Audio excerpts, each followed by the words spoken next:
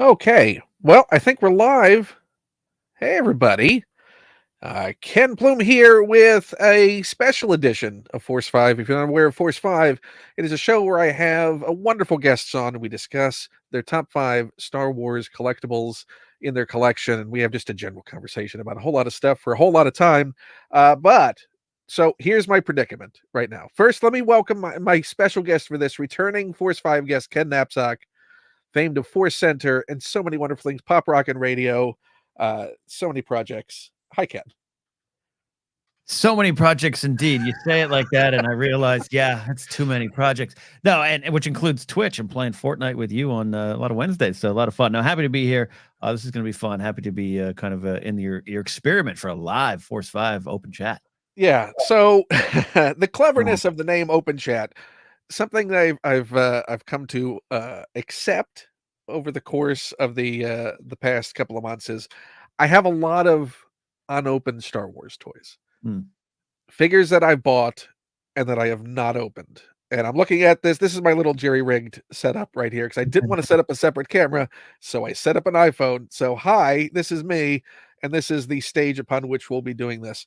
So I'm traditionally an opener. I think we talked about it on the episode that we did, and I've certainly talked about it on a bunch of different Force 5 episodes. I usually open my figures. And then I had a conversation with our mutual friend, Joseph Scrimshaw, on the debut episode of Force 5.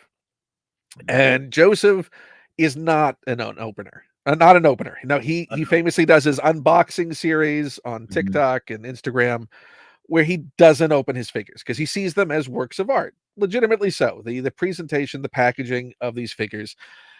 So in talking to Joseph, in his Jedi Master way, he sort of did his hand wavy thing of logic and perspective and made me appreciate, and I'd always appreciate because I will open, but I'll save packaging. Like I'll save card backs. Because I do like the information, I do like the packaging, but I like my figures out. But I won't say I was poisoned by Joseph's perspective, but it made storage an issue. Yeah. So I reached a threshold of where I have to start opening these things. Yeah. And I didn't want to do it just as me opening, sadly, a stack of figures. I wanted to make it a conversation if I could. So I asked Ken if he would join me on this inaugural open chat. Yeah. We'll talk about the things that I'm opening. I love this. And I feel you. I don't love opening my figures, but I kind of always want to, right? There's something about it, about feeling the figure in your hand and posing it and moving. And you do a great job of displaying them. So that's art in to itself there. But yeah, I feel you. But the storage issue is a thing. It's a thing. Yeah.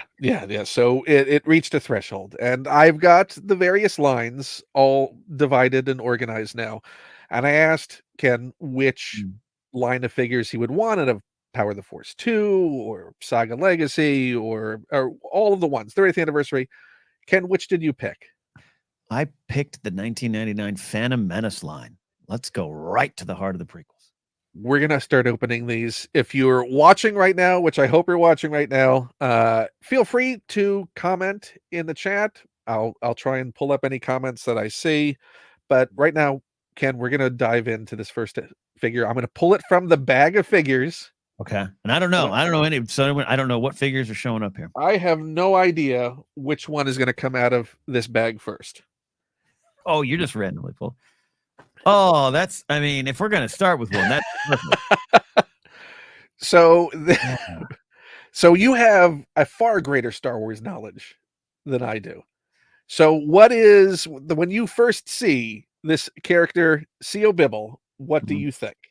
Well, you just brought up the first controversial point. I say, like you, C.O. Bibble. I know friends who are like, it's C.O. Bibble.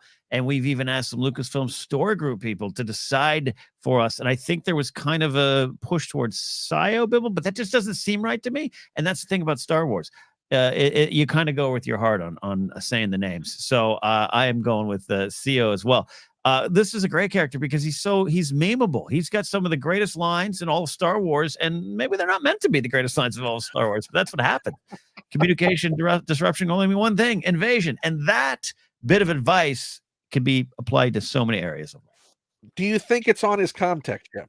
So this is the first series of figures that have this newfangled technology. Yeah. So these talk. They talk to us. They have lines. To you. And I'm not. It says right here, Star Wars action figures will never be the same.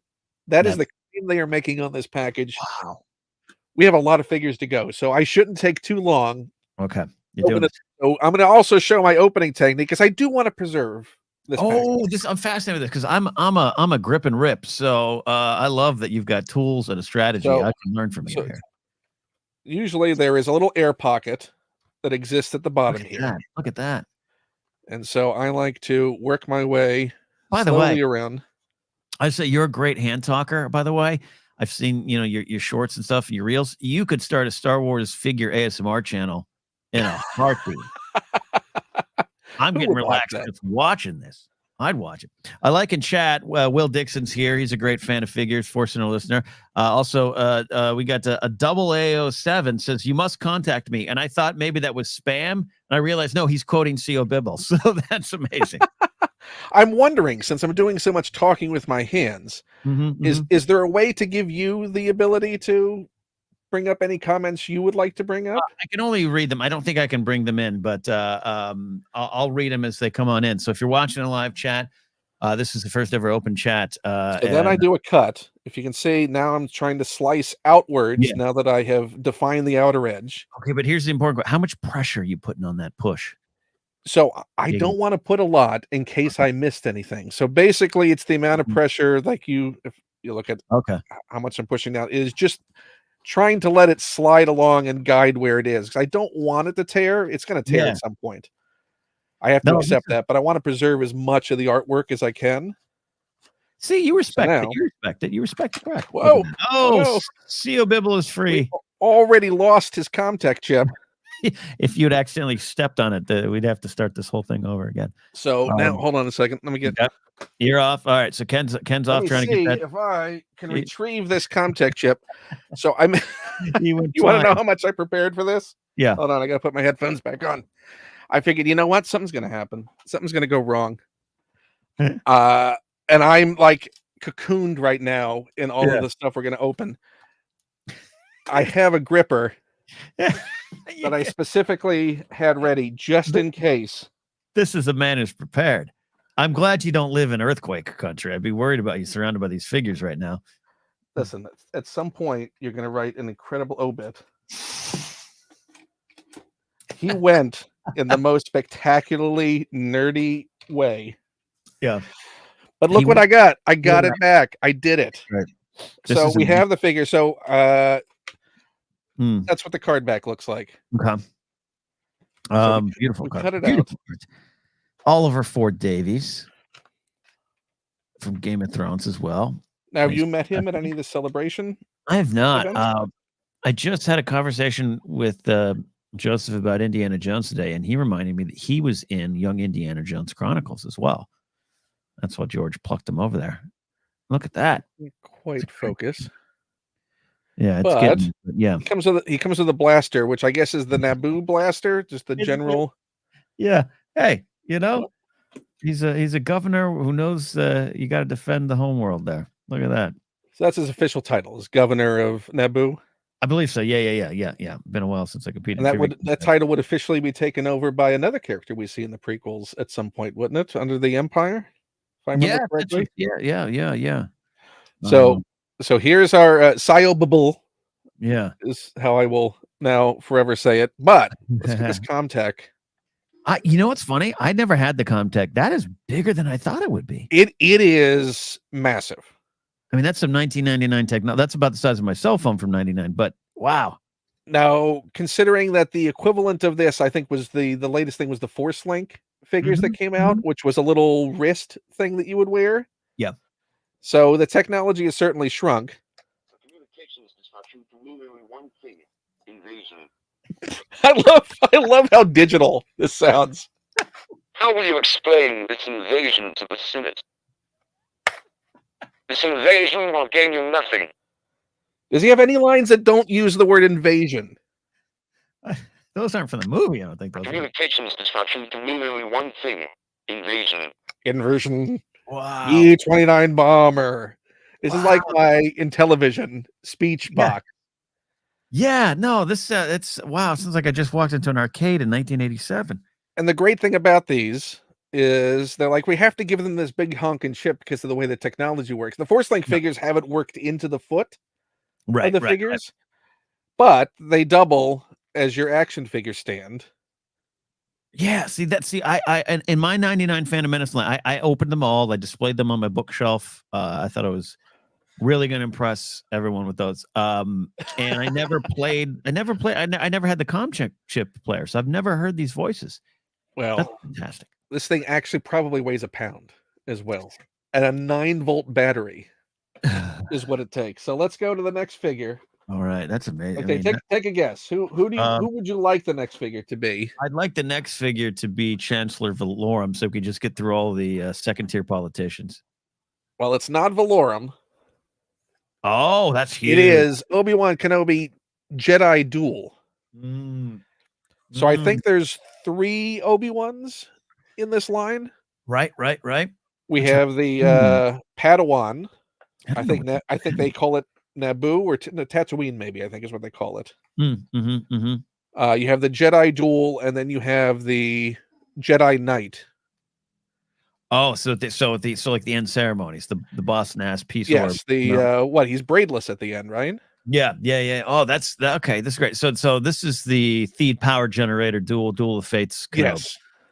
That means his Comtech chip has got to say no. I love how this one is decidedly messier than the other one. So you know what?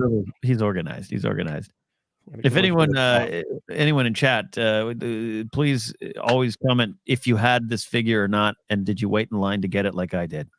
So what store did you go to? It was Toys R Us, Porter Ranch, California. So up in the not too far from Tython in the Mandalorian. And it was for when I moved to LA in 98, that part of the northern part of the San Fernando Valley was undeveloped. And like there was a Ralph's, a Best Buy, and a Target in the middle of nowhere off the 118 freeway. So that's where I went. It's now fully developed, private, high-end gated community kind of high-end place that burns down every year when the fires hit. But that Toys R Us, I think, finally closed. It's like a Spirit Halloween now. No joke. I think it actually is that. But yeah, I waited in line, midnight release, with much anticipation. I didn't do the midnight release. I had a friend in Austin who did, and he talked about, I think he might even have gone to Walmart. Maybe it was Toys R Us, but he described the frenzy that they basically just came out with the boxes and dumped them into children's wading pools.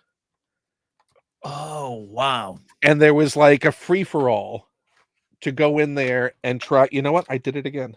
You did there's no tape holding it in there, right? So the chips. No, it's a loose chip. Mm-hmm. No one likes loose chips. That happens after you eat 5-day-old ground beef, as I discovered. I got it. We get some comments here. Double A07 says, I was 5 when Phantom Menace came out. Will says, still have mine. Kenobi bought him with the Darth Maul that came with the Sith Speeder and 80 Gallia, and Anakin Crespin's here. What's up, Anakin? Force Center listener. Now, do you go 80 Gallia or 80 Gallia? Oh, it's probably Gallia. I have a habit of saying Star Wars names horribly wrong because here's the only thing I want. Letters. I want an hour with George. Sit him down with a list of names. Yeah. And get the George pronunciations of all of these. Yeah. Just to document it. I would love that. I would watch that as a 5-part Disney Plus series. And that's all it is, because it would be different every time almost. This is a little tacky. Around so I'm wondering if the plastic has begun to degrade. I thought you were talking about his ponytail being tacky. Because in the 90s it would have been I know that feeling when the figures start to go. Yeah. Tragic. I don't want to spoil the contact. Yeah. Do you think we get a solid no out of this? I want that to be the first thing. The council have granted me permission to train you. The council have granted me permission to train you. Okay. You will be a Jedi, I promise. No, I mean that one sounds more Ewan than C.O. Bibble. Notify the council master, not again. I have a bad feeling about this. Well, oh, we get some sound effects. That's pretty cool. Oh, this is going on for a while. That's The great. council have granted me permission to train you. So that sounds more Jedi Master or the Jedi Knight Obi-Wan than our 100%. Jedi Duel. That's Qui-Gon funeral dialogue there, right? So, yeah, interesting. And it I wonder- interacts with the other characters, so I'm wondering if we get to the other characters, if there's Maybe- actual interaction. because there's a Anakin end of the movie one too, right? Padawan cut. Yes, whether I have it or not. Now there are, I Yeah, think, about okay. 10 episode 1 figures that I'm missing. Got it. Which, when I say it, Yeah, doesn't sound good because that Brian means I Warren. have a lot. Our next figure. Oh, look at that! I still have mine in. I have one in package, but I have one I displayed. Now we also could win the ultimate party, but unfortunately, the info. I have one of these. I know that has the info for winning the ultimate party. So maybe it was the ultimate party winner. Oh, if yeah. anyone out there knows of an article or anyone online has stated that they won the ultimate party, please let me know, because I would love to know how the ultimate party went. Double A says, why do I get the feeling we picked up another pathetic life form? Brian Ward's in chat. Brian Ward, the great artist, says, I remember going to Walmart after work the next day. They had them next to the garden area, so the smell of fertilizer reminds me of the Phantom Menace. That's amazing. Amazing. Do you remember it being a free-for-all when they brought the figures out? Like everyone was looking for their favorites, or no one knew what their favorite would be? It was that no one knew. I was so happy to have Terrence Stamp figures. I was thrilled, and I do. So you were the guy walking away with a stack of Valorum. I had a Valorum, and I was so happy to get Finis Valorum, and I do like Finis. A great Clone Wars appearance of the character, but you know, it wasn't the Terrence Stamp Zod that I was hoping for. But no, at that particular Toys R Us, the line was pretty well managed, pretty well behaved, and they started letting in like 5 at a time, which made a lot of us antsy. But I think they did limit. I don't remember the number because I bought quite a few, but I think they did limit the amount of figures. And then once they got inside, it was like those. You said kiddie pools later, but it was like those plastic, wire baskets that go about waist high. And the circular basket, and they just had figures in those. They had them on the walls too, but you couldn't get to them. The crowd was too big. I just remember going through the baskets, and I had a friend of mine from work who was like a secret Star Wars fan. He was like a nerd shamer, but then and he didn't expect to see me there. And I was like, Billy, and he was like, oh God. I'm here to buy a skateboard. Yeah, I don't know. I don't even know why I'm here at midnight at the specific Toys R Us. I sleepwalk. Oh. So Roger's got to be the first thing up. If it's not, that's a question. Let's see. Gonna keep powering this on each time. Where are you taking them? Oh Come man, Oh, you're under arrest. That sounds nothing like Matthew Wood. Clear them away. Where are you taking them? That's it. No, Roger. This is nowhere close to a Battle Droid voice. You're under arrest. Halt! You're under arrest. Oh, What's Southern Battle Droid? It sounds like Tear them away. It sounds like I'm playing the first Red Dead game, the one that's not even connected to the universe, the Red Dead Gunslinger one or whatever. It sounds like I'm playing it on a Game Boy in '97. I need to know what happened with this. Yeah. Well, how do you not have Roger on there? Of all the voices that lend themselves to being electronic, if you're gonna go with electronic voices, why are they not doing this? Exactly. Oh, well, we got another droid though. Oh, Droidicus. I love Phantom Menace. I love it's my favorite of the prequels right now. I've come to a great place with the prequels, but back in the day when I maybe was not engaging with the film as much, the Droidicus pulled me in, man. I love that design. That's a great figure. So what are you thinking for this? Southern Colonel? What are we going to get out of? Is like Foghorn Leghorn? Yeah. No, I say I'm coming for those Jedi. It's just going to be the Colonel Ingus sketch from Saturday Night Live. It's Christopher Walken. Yeah, Brian Ward says it sounds like the digital Colonel Sanders from the KFC episode of Community. Well, I do declare the Jedi in the hallway. Boss hog in droidica form. I mean, That is it's a big that's honking a big guy. figure. Yeah. Mm-hmm. It is definitely a big figure there. Look And at it that. says new, so this is clearly from not the first wave of releases. Yeah, I was going to ask you. Do you know offhand how many? I only really I remember it as one, but I know that's not accurate. I think there were at least 3 waves Hmm. throughout the year. I mean, it came and went. I think within the year, because then they transitioned over pretty Right. quickly to Power the Jedi. Correct. Right. Yeah. Interesting. Trying Oh, to keep you saved remembering the these. chip. Good for you. You saved the chip. Well, this I don't know if you see. There's a Mhm. little plastic lip now. See, they learned. You know what? There was probably a lot of written letters and correspondence to the Dear Toy Company. My chips fly everywhere. Dear Hiram Hasbro, Look at that My- figure. It's such a great design. I love that. and it's got a little It's red tail rim. that is You gotta just- stuck you in go. the plastic. This is why it's hard to open things up and then repackage them to this. Well, you can't. It's out. It's out. I'd put that on my desk if I had an office at an office job. I mean, that's an incredible figure. The Well, sculpting on this, I mean, people talk about modern figures, but the figure sculpts are not that bad No, in this era. 99. And You- he's got a lot of articulation. No, he does. Almost looks like you're holding a Black Series figure. What I would do is I would position his arms to make this a business card holder, and I put it on my desk. That's what I would do. Or he just wants a hug. That's all droidicas want. They were just Look, chasing. just Jedi. I didn't give him this like, oh, no hugs for you. Yeah. Oh. He turns Oh, away. The face looks very reminiscent of the Indian. That's great. Just a sad, dumpy drawers droidica. Oh. And then he just sort of lays down and eats cookies in bed. We've Yeah, all, no, this is a great figure. we've all been there. So he obviously can't use his stand. I mean, he doesn't need a stand, I wouldn't think. Oh yeah. No, he stands pretty well. So I don't even know if I bother playing this because I think it just has blaster sounds. Blaster sounds is my prediction. Yeah. No, I want it. See? Pretty good. I'm coming for you with my blasters. I'll say I do declare. I'm a destroyer droid. I am as God made me. Droidicas. Yeah.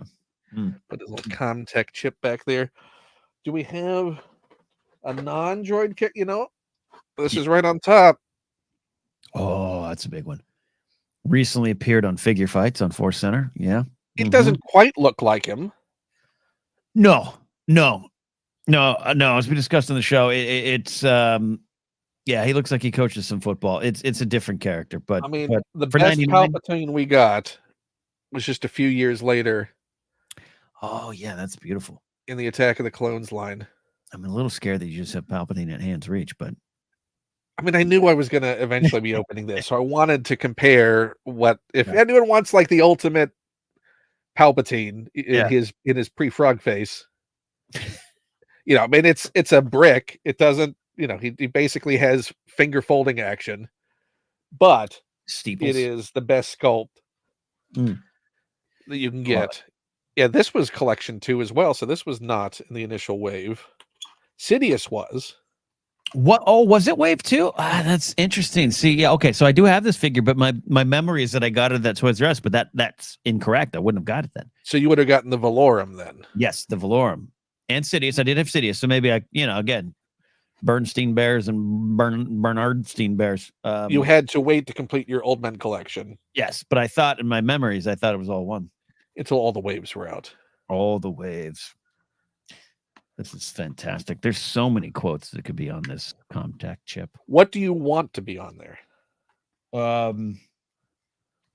What do I want there to be? I want the a surprise to be sure, but a welcome one. I want that.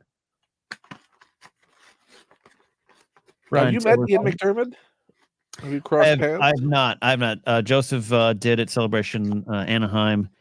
Paid for Yeah, the but one. he was like gobsmacked, right? He was just like, It was the autograph picture line. It was a fun experience, but no, I have not. I'd love to. I don't know what I would do. That'd be one of those encounters. I'd just be speechless. so here's this. I'm assuming this is that wave. So Oh, we yeah. got Watto, Palpatine, Ricoli, Yeah, Rico Olier, I say. Yeah. Darth Sidious, and C-3PO. So Sidious is that one too, but maybe they redid Sidious or re-released. I can't Maybe it remember. was just Maul was in wave 1, and they saved Sidious for a later wave. You might be right. Again, memory. Because the If only your one in mind- the marketing you really saw was Maul. Correct. And I think that would track, because if you release both figures, you might spoil the surprise for the 7-year-olds who don't know. Because it would have been me at the toy aisle going, these are the same figures. Or the 25-year-olds who don't want to know. Yeah. Brian Taylor in chat says, Ken, talking to you, your patience of opening these packages are exceptional. Thank you. Well, I want to keep them in as good a condition as possible. But look at the shininess on his. That's, you said it earlier, but the sculpt 99 into 2000, right? Whatever. Like, it's great. I mean, the only thing, the face just doesn't look quite like Ian McDermott. I mean, it's a great sculpt of someone, maybe his stand-in. But the clothing and the paint is just incredible. Like, No, I would, not be, if I had, I probably do have an extra of just like popping this head off and swapping it out. That's right. You're a figure adapter, changer, whatever you want to say. Yeah. I don't have skills. That's not a bad thing. I don't have those skills. I would not say, we haven't listened to his commentary. Oh, he comes with a little Senate camera droid. Oh, yeah, you got to have that. Brian Ward says he looks like he's the betrothing dad in Andor. Even Delane's brother, yeah. You see, Your Majesty, we will elect a new Chancellor. Nice. The Republic is not what it once was. The Senate is full of greedy, squabbling delegates. Nice. You see, Your Majesty, we will elect Maybe a that's new it. Chancellor. And I mean, it's got the sort of cadence of McDermott. I'm fascinated by it. So they probably took the real recordings, put it into a computer, and made it into this sound, and that's what we get for 99. And we thought it was cutting edge, because it was. I do like his stand does come with the little post. This is the era where I would go to Fry's Electronics in Woodland Hills and pay nearly $1,000 for like a 200 megabyte external hard drive. Wow. I mean, just about everything you said in that is horribly dated. Mm-hmm. Well, I'd head down to Fry's in my automobile. Yep. So here's a slight change of pace, because it's what I've grabbed. So we might as well open it. This is an era. We got accessory sets. Man. The Christmas gift that only disappoints, but you're glad you have it. I mean, the original Kenner line did have accessory sets like this you could get. I remember these most of all from G.I. Joe. Yes, that's absolutely what I'm. Yes, when you just get a locker full of guns, or also flippers, like but also flippers. I wish they would do more of these. Yeah. Again, I know it's an exciting toy, but I had the Cobra one. It was so nice to stock my terrorist organization's weapons. But I'm with you.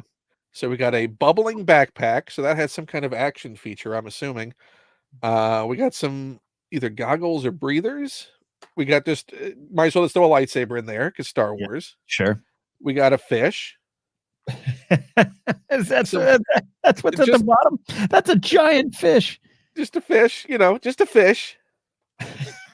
What are kids gonna want when they're playing fish? Give them big fish. The movie goes underwater at some point. Okay. I mean, make it toyetic. Well, what makes it a Star Wars fish, though, sir? Look at the detail. No comm chip to go flying out, but a lot of other things will go flying if you don't do that. There's so much that's going to drop out of this. That's why I did the rundown of it before it came out of the bag. Yeah, right. You'll be looking for all that stuff. But I wish they would do more of just like random little pack-in things like this. Of here's just a box of lightsabers. Do you think it's just because? I mean, I know the times have changed, and I accept it on the toys front, but it's like no one's collecting and displaying in that way anymore. I don't know. Oh, this is like the figure equivalent of a loose meat sandwich. Yeah. This is You not know, good. you know me and my loose meats. I'm happy with this. Sort of, we got some like Quite prepared for that eventuality. harpoons. Yeah, we can go hunting that fish. Uh, Get CO Bibble and have him some breathers. looks like the breathers. I mean, can't be short of breathers. Just an all black lightsaber hilt. Paint it, make it your own. We got the flippers. I mean, at what point did flippers appear in that movie? That's fascinating to me. I mean, but you know what I want to do? Well, they're gonna Will they go in? Come on. Yeah, it'll make your Palpatine stand. Yeah, Brian Ward asked the important question here. Do kids play with the toys these days or just us old guys? I think it's just the old guys. Old now what now? Old now? I mean, come on. I'm wearing my Brian Ward pod racing shirt, so How great is Oh yeah. Hold it up a little bit. I there. Oh, that's beautiful. Oh, that's beautiful. Right up Palpatine's skirt. There you go. Now he'll stand forever. I'm gonna forget they're on there. Yeah. And what is this? A bubbling backpack? It's a bubbling backpack. So yeah, okay, so it's soft rubber. So basically you can just expel air out of it underneath the water to make it bubble. Yeah. Same with me. So this is great. Okay. What's the extension on the bottom? The what on the bottom? No, on the this? backpack. Yeah, it's like so it attaches to the head, I'm to the assuming. head. So you have the breather, Okay. So it's little like rubber hose. I'm afraid of this thing. I'm surprised that it's not brittle or breaking yet. So yeah, it almost looks like a Diet Noga. It's crazy. Oh, there you go. That's the Christmas gift that makes you go, really? Really? I asked for a figure. Well, it was with the figures. Yeah. Next time you be with me. I'm not going to pick this out unless you're with me. I got you the G.I. Joe action pack. That fish, that's a great looking fish. Oh, and it can blow bubbles. Yes, It can. That fish almost looks like Flopper from Fortnite, right? Yeah. He's got character. That is a huge fish. He's got heart. He's got soul. It's all about it. It's like all about soul, like a Billy Joel song, indeed. There we go. Quarsh Panaka. So tell me the lore of Panaka.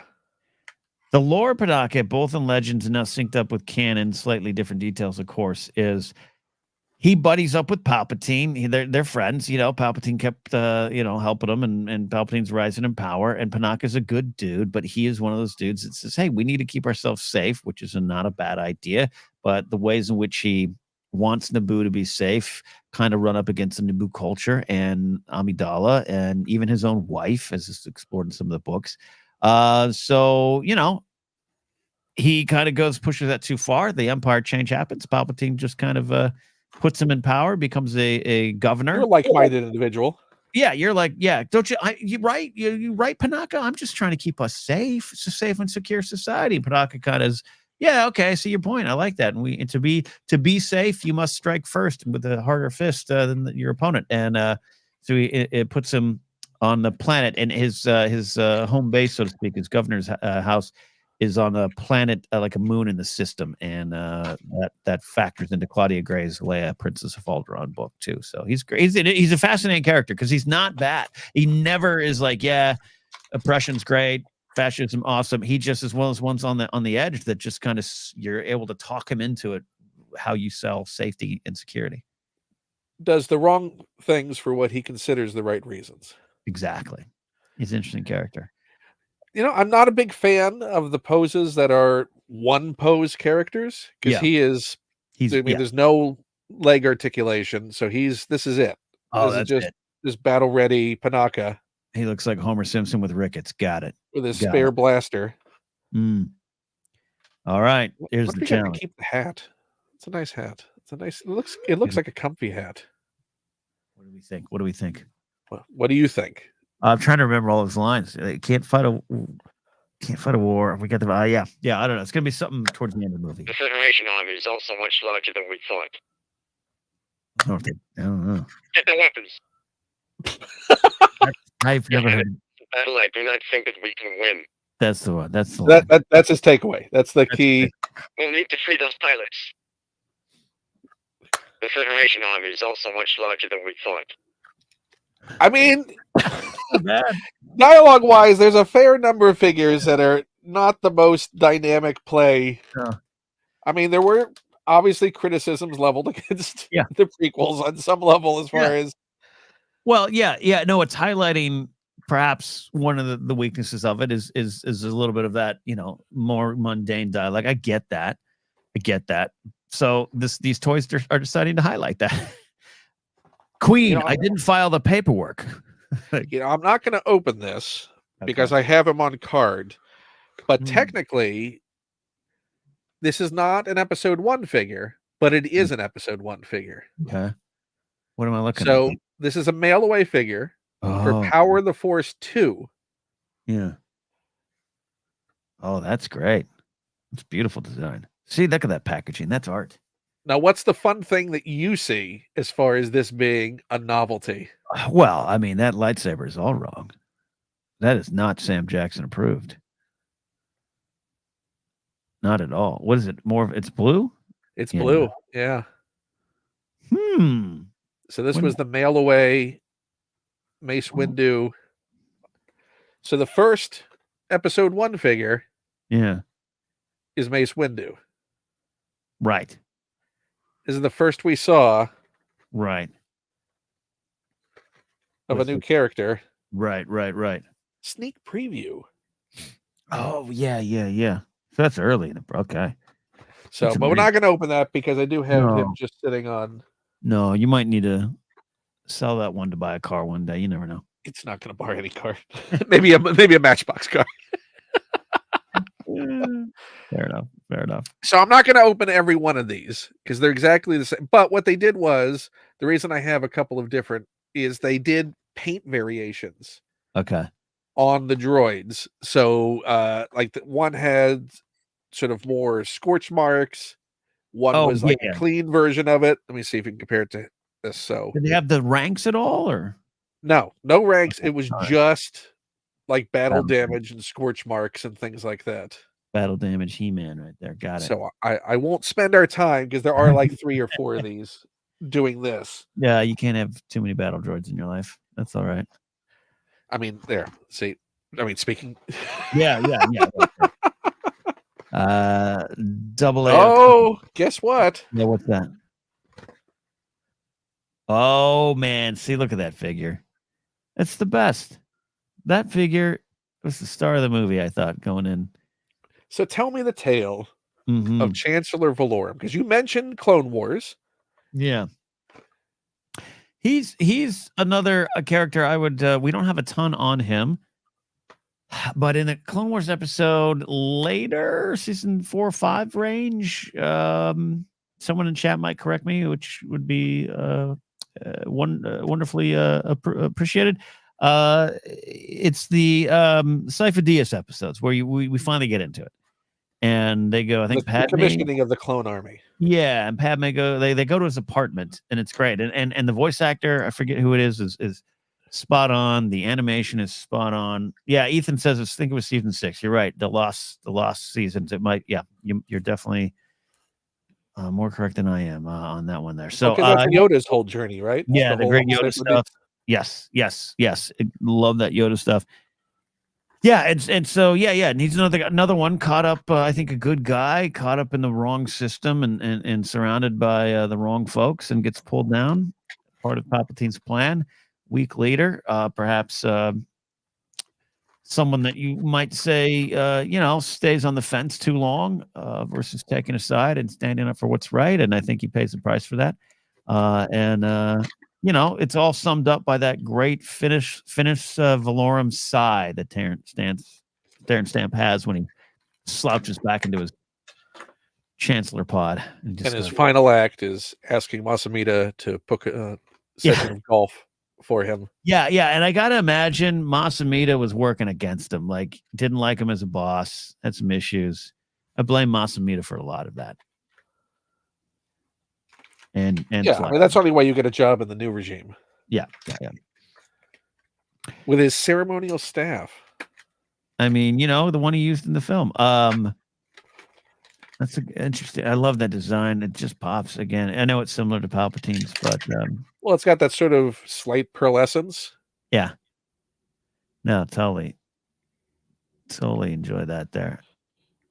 So Staff. That's a pretty large. What is it? Staff of honor? the staff of Ha. Staff of Ha. It's just a ceremonial staff. I mean, what ceremony? That's His talking stick. It's his talking stick. You got to have the talking you stick. Gotta hold, it's like when you're in a band, yeah, and you're fighting and you got to hold the talking stick. Okay. So what do you think he says? What do you want him to say? Oh man, I can't remember any of his lines. Pleasure to meet you might be the. Does he say it? It's an honor to finally meet you in person. Yep. The chair recognizes the senator from the Southern System of Naboo. Wow, it's a monologue. Welcome, Your Highness. It's an honor to finally meet you in person. He gets 2 lines. That's it. The chair recognizes That's the it. senator from the Southern System of Naboo. Okay, well. Look, I think of all the ones we've heard so far, that one actually almost is the most accurate. I think the rest of his lines got caught up in committee. Yeah. That's amazing. I want to see. I got to look up the process of the Comtech chips. Oh, big time right there. Main event status right now. Now, I think this is the only Qui-Gon that I have. So I don't have the final duel. Or I think there's also a Tatooine version of him. So this is just the Naboo. So that might be, is there a breather in there? Well, funny you should say that. That's coming later. There's always a bigger fish, says Ethan. Yeah, you can pair this Qui-Gon with that fish you got there. Is this the Qui-Gon that pairs well with fish? Yeah, it's like a wine. So what do you take the latest misdirection comments from Liam Neeson? Liam Neeson. I mean, look, man. Look, I love Liam Neeson. He just has a tendency to say, talking about maybe a good guy, just saying things wrong. He's a little bit Panaka there. I don't know. It's just so bizarre because he's like, he appeared in Kenobi. He's still, but I understand the bias. He's an older actor, obviously from different generations. So, TV was less than. But he was Qui-Gon in Clone Wars, right? He voiced him there, so he's not opposed to it. So it's weird. I think it could be. I think he's speaking his truth, but I still think if there's a season 2, he'll appear. Like he still seems to have the same protective nature of the character, regardless. Yes, and protective of George. He was very clear about that. It's one of the reasons he came back, and then loves working with Ewan. So yeah, I think it's all. And I'll say I'll say this. He even in that interview clip from Andy Cohen's show, right? He wasn't being an a-hole about it. He was just like, look, for my money, this is what I think about Star Wars having too many things and why I don't do TV. Like, he wasn't shoving it down anyone's throat. So he was preferencing it by saying my opinion. And also, I thought the first season of Bad Batch had a few filler episodes that I was not too happy. Look, if he watched Bad Batch, I would say, you know what, then you have the right to say that. We don't know what he may binge everything. Yeah. I just don't like it. I had to look it up on Wikipedia. I mean, he came back too for he and his son, right? Didn't they come back for Tales of the Jedi? Yeah. I mean, at the very least, he's got to see it as preserving a gig for his son. Yeah. So we get a lightsaber hilt, so unlit option, which is always an easy thing to lose. Yeah. And then we got, I guess, the at the ready pose. I like it. I mean, it's not very many options beyond that. Walk like an Egyptian, I guess. Yeah, he's pointing wisely. Here we go.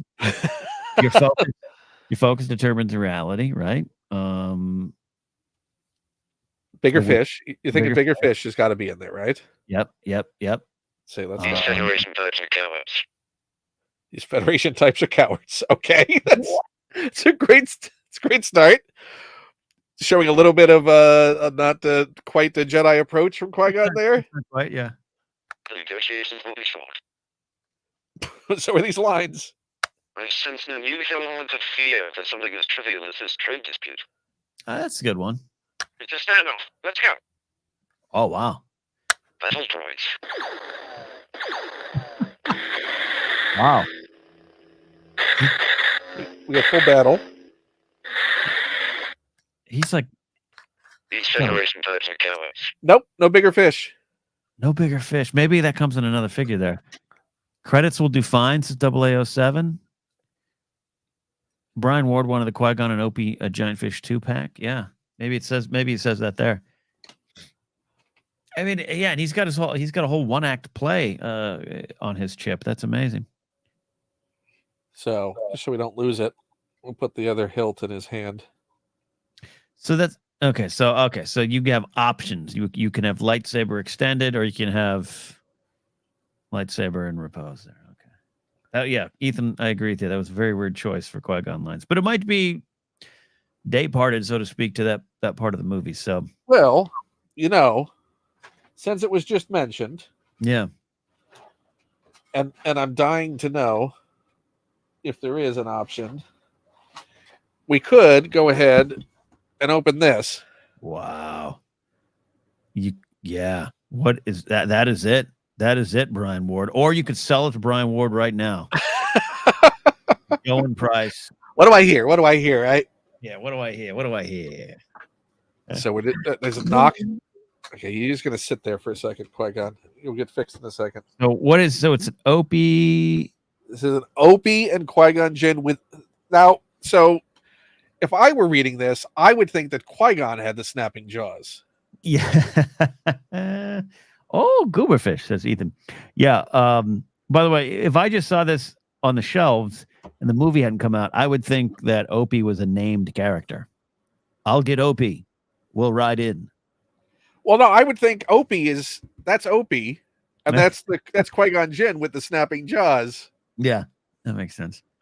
Now, this is, I guess, caused a bit of debate, this figure, because right. The action figure we'll see in a second has a breather in, and he's got this harpoon.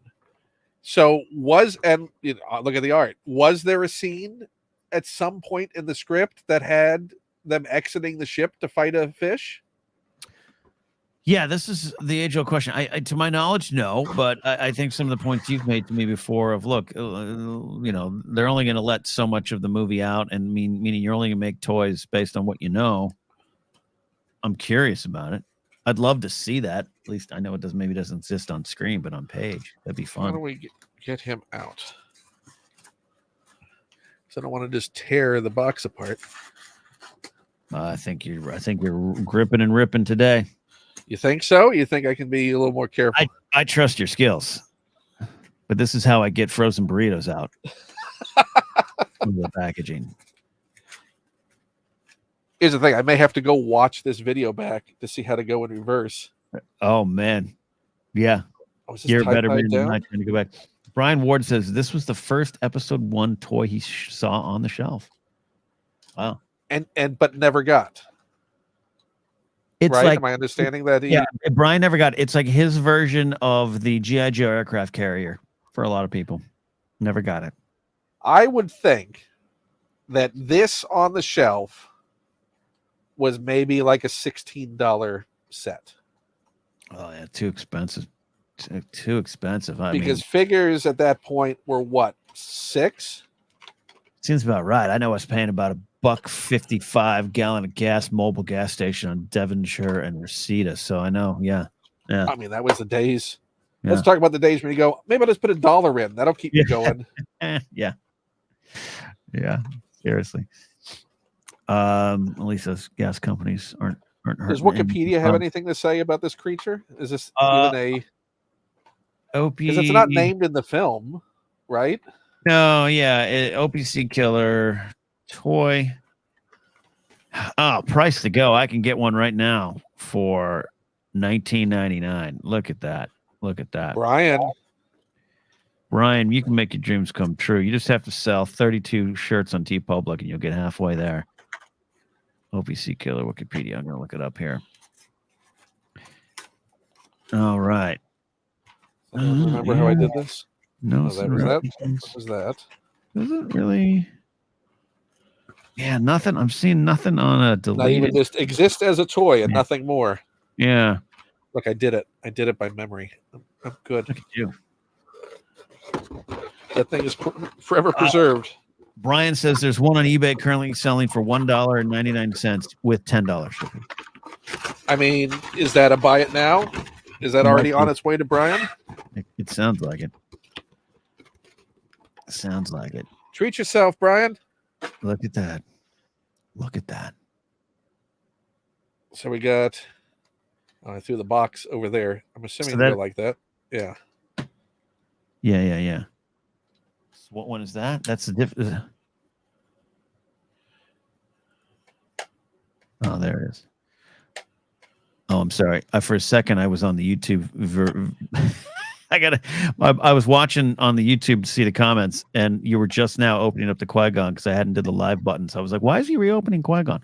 All right, now I'm back on the StreamYard feed. That look, do those jaws again. This is a good figure, Brian. I mean, for the price point, it was come on for $10, $11. I'm sorry, 12 with tax. Yeah, I mean, this almost. Hey, Brian, you really should get me. You know, Hey, you wanted me when you were a kid. What Look about now? I'm available. That's a detailed figure. That's a good figure. Yeah, but it is. This is my show now. All right, this is your show, everybody. Million views. You've been working so hard on content, but this is what will get you over. I'm Opie. Snap, snap. I mean, it's not bad puppetry there because you got everything you need to make it a good. Yeah, no, it works. Look, you can tilt it down. You can give it a motion like that. You go, what? We've come to this, and I love it. Okay, so that's an. And this is Waterworld Qui-Gon, essentially, right? This is just yeah. No, he's got an I Am Ahab kind of spear there, and I would love in my head canon now this did happen. I mean, he's only in swimming action. There is no standing this character up. Mm-hmm. You know, I'm thinking maybe some fishing line, and just maybe it's like a love story for the ages, and it's just crossing some lines there, and I love it. We can't. You're a Jedi. AA07 says, "Well, you thinking we's in trouble?" Which I've always loved that snark from Jar Jar. There we go. I mean, it works. It looks like it looks like he's holding on to their reins. Looks like he's holding on to something. Yeah. That looks like. Here's what I'd love for you to do. I'd love you to take that OPC killer, go to your nearest Red Lobster, and drop it in, and see how long till someone figures it out. It's happened again. God, this hasn't happened since 2001. I told you to clean the tank. They get weird. Manager of the Red Lobster in the summer of '99, and people were dropping OPC killers in every other day. When was the last time you were in a Red Lobster? February 2020. I know exactly the day. It was my grandmother's the last birthday I celebrated with her, and we went to Red Lobster. Her choice? No, my aunt's choice, but my grandma approved. Yeah. There we go. Now truly the main event. I mean, it looks like a really big robe in there. Like he had too many robes. It wasn't easy for fighting. You got to drop those Sith robes. This is great. So what bit of Peter Serafinowicz dialogue are we going to get to hear? Oh, Peter. It's something from Spaced. Yeah. Or that Fox show he had for a while. It's just all Shaun of the Dead lines. That's right. Yeah. He was the first to go, right? He in the shower. He comes home and he goes straight into the shower. That's right. After what? Working all night? Mm-hmm. He's a roommate, right? Or something. I can't. It's Shaun of the Dead, yeah. Look at the care and concern Mr. Ken Plume has in opening up these packages. It's gonna bite me when I slip, and then it just completely destroys it. And then I watch you bleed out on camera because we can't get you out of there because somewhere you're Joe's going. That's why I don't open them. See, I already lost part of his face. Oh, on the packaging. I thought you cut off. Well, that's the packaging's fault. That's not your handiwork. I tried. So this is collection 1. Okay, so this is Tatooine with cloak and lightsaber. Great underrated little beat. So that's the thing, you never fully know, because this could have been a collection 1 released later on. Right. But yeah, there were a few. There's at least a Padme and the Amidala, right? Because they were still trying to sell the bait and switch on that. And I was confused. I was like, why do I have one that's a queen and one's a handmaid? But they look like Natalie Portman. It got me. What are you doing here, George? Some kind of chicanery going on. Yeah, he's basically your fight ball underneath there. If you get that cloak off. So it's a good ball. No, it's a good sculpt. Good sculpt. It is not. It's not a. Yeah, I mean, none of the figures are bad. No, they're not the most articulated, but if they're sitting on a shelf, let's see. What does he have to say? Oh, they didn't give the full line. It's the Jedi. But that's kind of high pitched.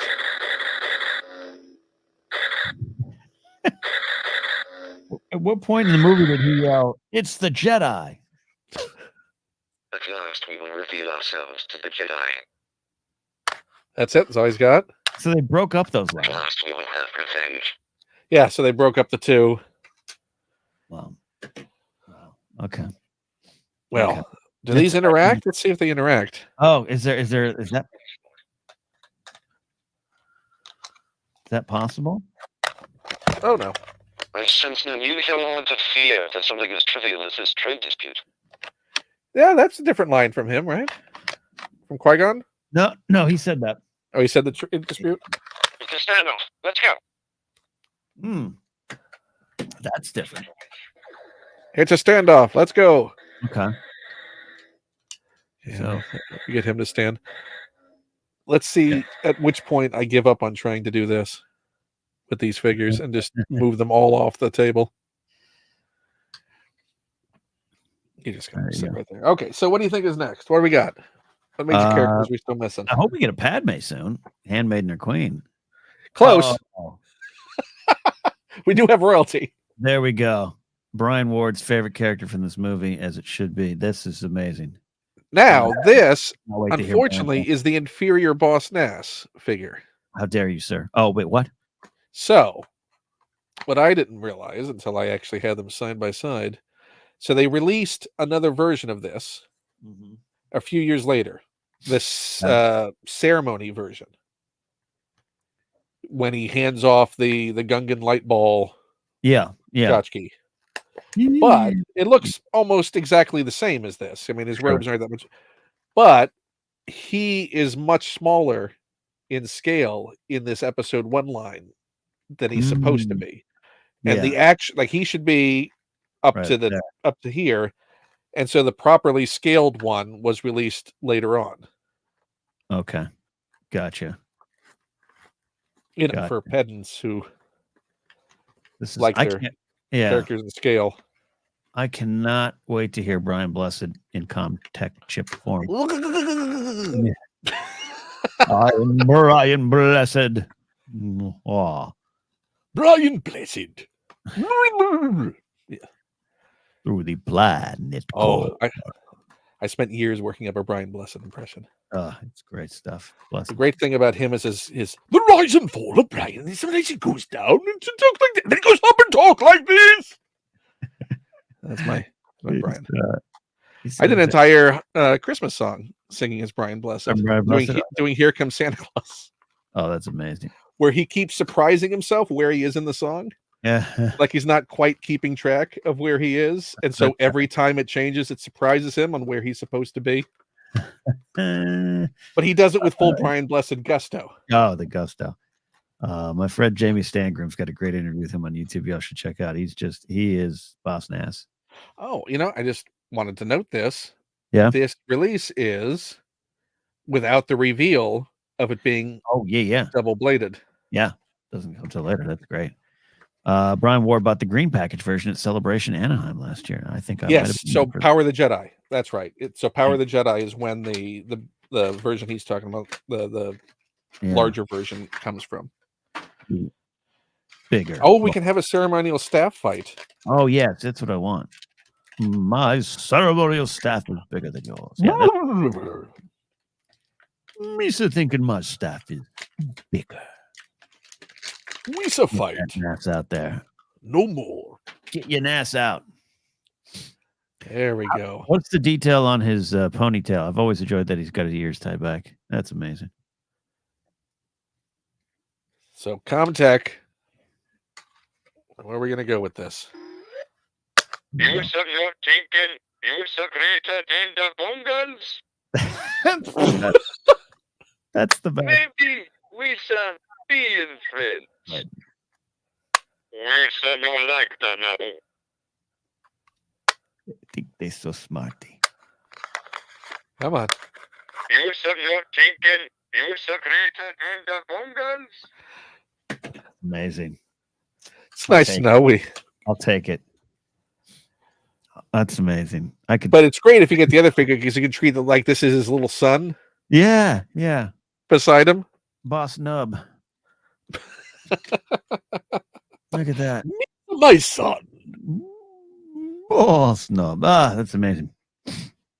I do want. I can't wait till you get to Georgia. You got to get a Boss Nass. Is that what you're going to come back from Celebration London with? You're going to find yourself a Boss Nass? Yeah, it could be. You have a Dexter Jetster on your desk? Yeah. I do not have a Dexter. I mean, of all the things you legitimately need. Yeah. Dexter would be a good idea. And they're not expensive. Not at all. Oh, gosh. Yeah. Naked. Yeah. And that's just a Tony Daniels quote. Here we go. Open it up. A controversial figure. Should he have even been in this film? I say yes, but I understand no. I mean, why wouldn't you? That's what I think. Why wouldn't you? I was thinking about that as we see more Mandalorian discourse coursing through. The discourse is coursing. In the idea of, and I have certainly over the years had my moments of not accepting this. Okay. Of why can't it be play? Like, there's this criticism of Mando. It's toy box play. They're just playing with toys. Right. Well, so what? Why is that a derogatory criticism of storytelling? Can't Star Wars just be fun? It also diminishes what's there in those stories by even our own stories, playing with toys as kids, but our imaginations and everything like that. I'm with you on that. They did a great job. That's a great figure, man. That's a great figure. I mean, they did not have to go all in with all of the paint. This legitimately looks like an unplated C-3PO. I love that figure. I never owned that one. How mad would Anthony Daniels be if this wasn't his voice on the Comtech chip? That's the only one that's going to sound. Maybe we find out that all of the voices on the Comtech were just Anthony Daniels. He's the only one who came in to record. Hello, I am C-3PO Human Cyborg Relations. How might I serve you? That's got to be totally him. I mean, it's the clearest one yet. I am C-3PO Human Cyborg Relations. One line. But he would only come in for one line. What? How might I serve you? Oh, okay. There we go. My parts are showing. Oh my goodness. Okay. What do you mean naked? Yeah. The fact that that's immortalized in figure form. Yeah. What do you mean naked? My parts are showing. Oh my goodness. See, what I like. Yeah, this is wonderful. They couldn't get Anthony out of the VO booth on that. Oh, I'll say more. I'm not leaving. I have many more lines in the movie. Do you want them all? No, sir. No. It's my understanding there would be catering. I brought Tupperware. Did I ever tell you the time of when I stared into that picture, the beautiful art from Rick McCallum? Yes. Ralph You Corey. stared into the face of a lot of beautiful art. Yeah, yeah. All of it involving me. Ooh. It's a good figure. Oh. We're getting pod racers now. So we go in Gascano? Yeah. With a pit droid. Yeah. I love that. So I was weak Mm-hmm. last night and made an eBay purchase. Oh. You know, because I wasn't online playing games last night to tell you not to do it, though I would have told you. You never do that. You are an enabler who tells me I should. It's all for You're very encouraging of the eBay purchases. I often will attempt to get you to tell me not to. Yeah. But you're like, nah. Do it. Do it. Always do it.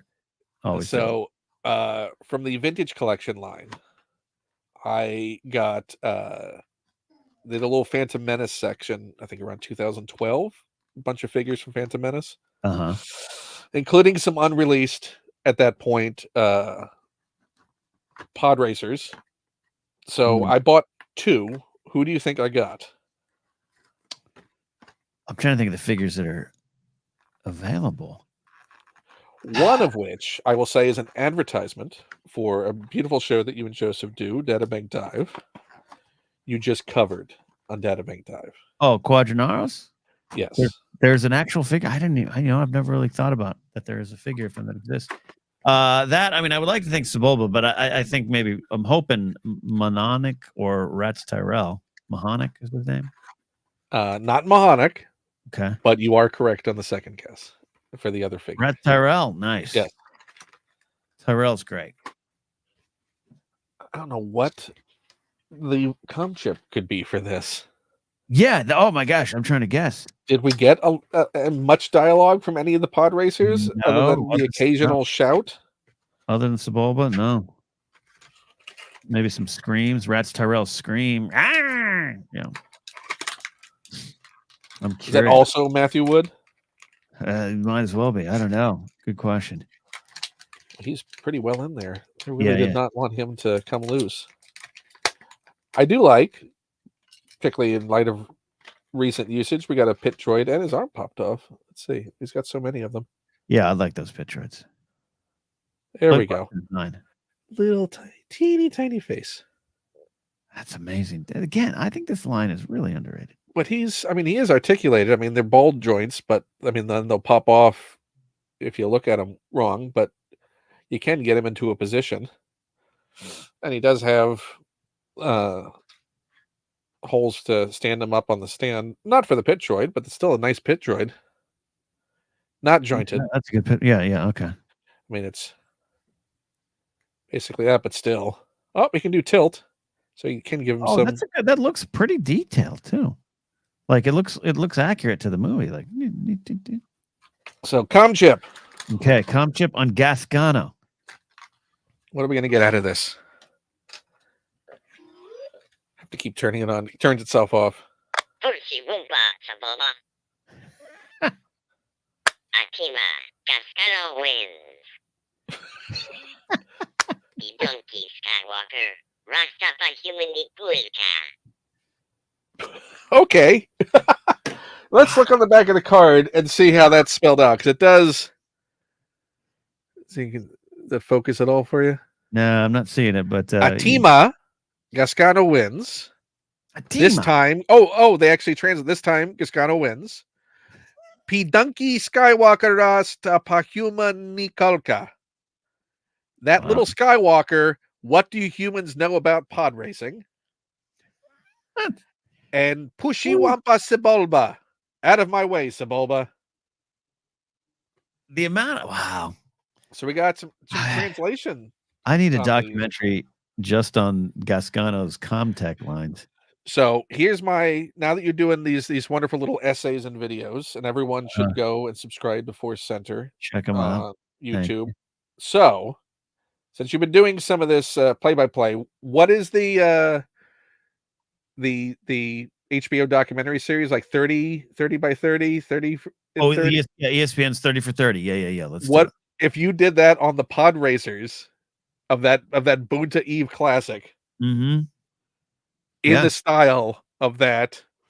I have all but pitched this to people I know in positions of power. I want this to be the case. I also still want a pod racing video game that's career franchise type where you could control a pod racing team. So yeah, I'm challenging you all at Force Center to make the thing that needs to be a reality the reality. Yeah, because you're all super talented. Yeah, we can put it together.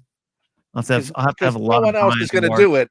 Yeah, have some Brian Ward art to get in there. Guess what we got? What if I told you one pod racer wanted to win? Yeah, look at that. That is Theed Power. What's the official title on it? This is Queen Amidala Battle with Ascension Gun. Ascension guns. Not one of my favorite parts of a movie I love, but I also love that they exist. So what is your issue with the Ascension gun scene? I think it's not so much a scene. It is of all the things that I've let go in those films. It's still one of a little awkward beat for me. But I get it and everything like that. But I was like, I remember the time going, what, they have this Ascension gun? Like, who knew to build that? But then when you think about it, Naboo is on a hillside. Theed Palace is on a hillside. So maybe there's this thought that, hey, we need to ascend in this town.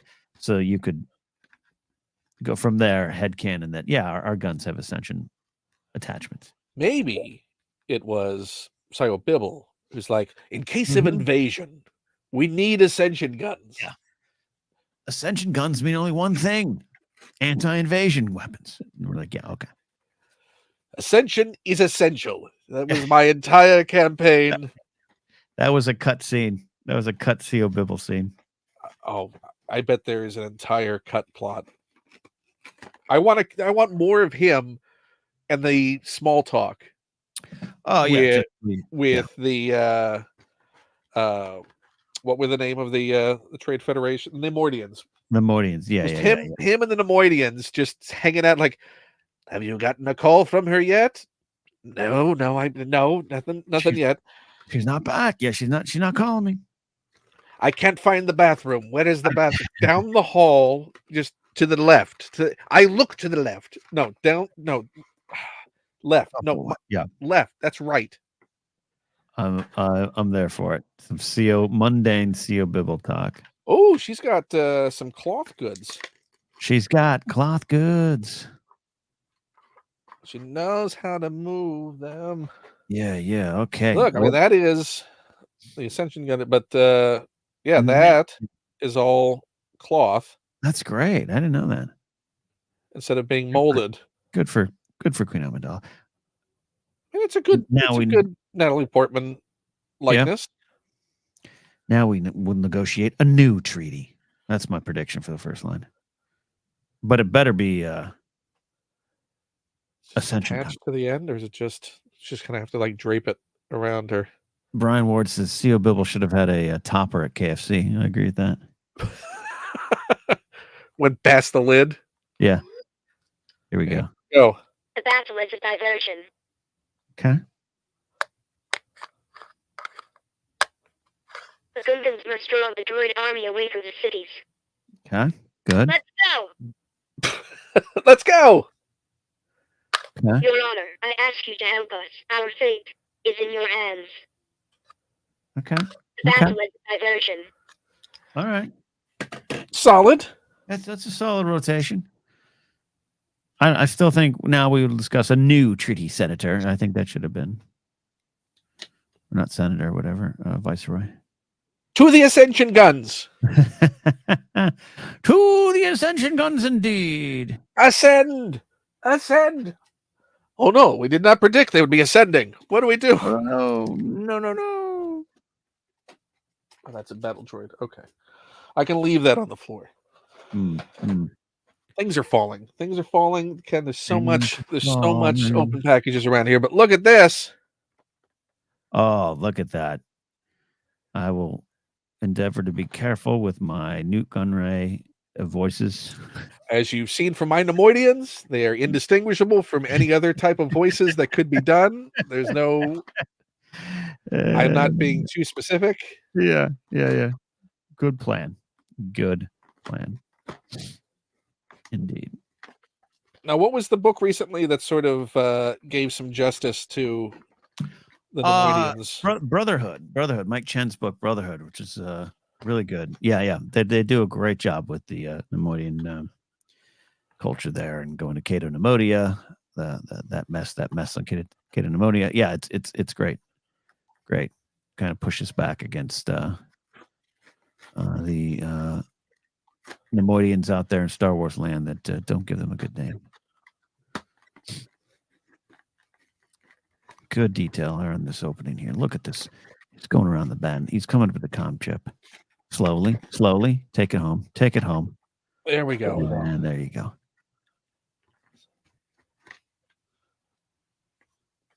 One I know I do not have from this, one of the ones I'm missing, is the R2 from this line.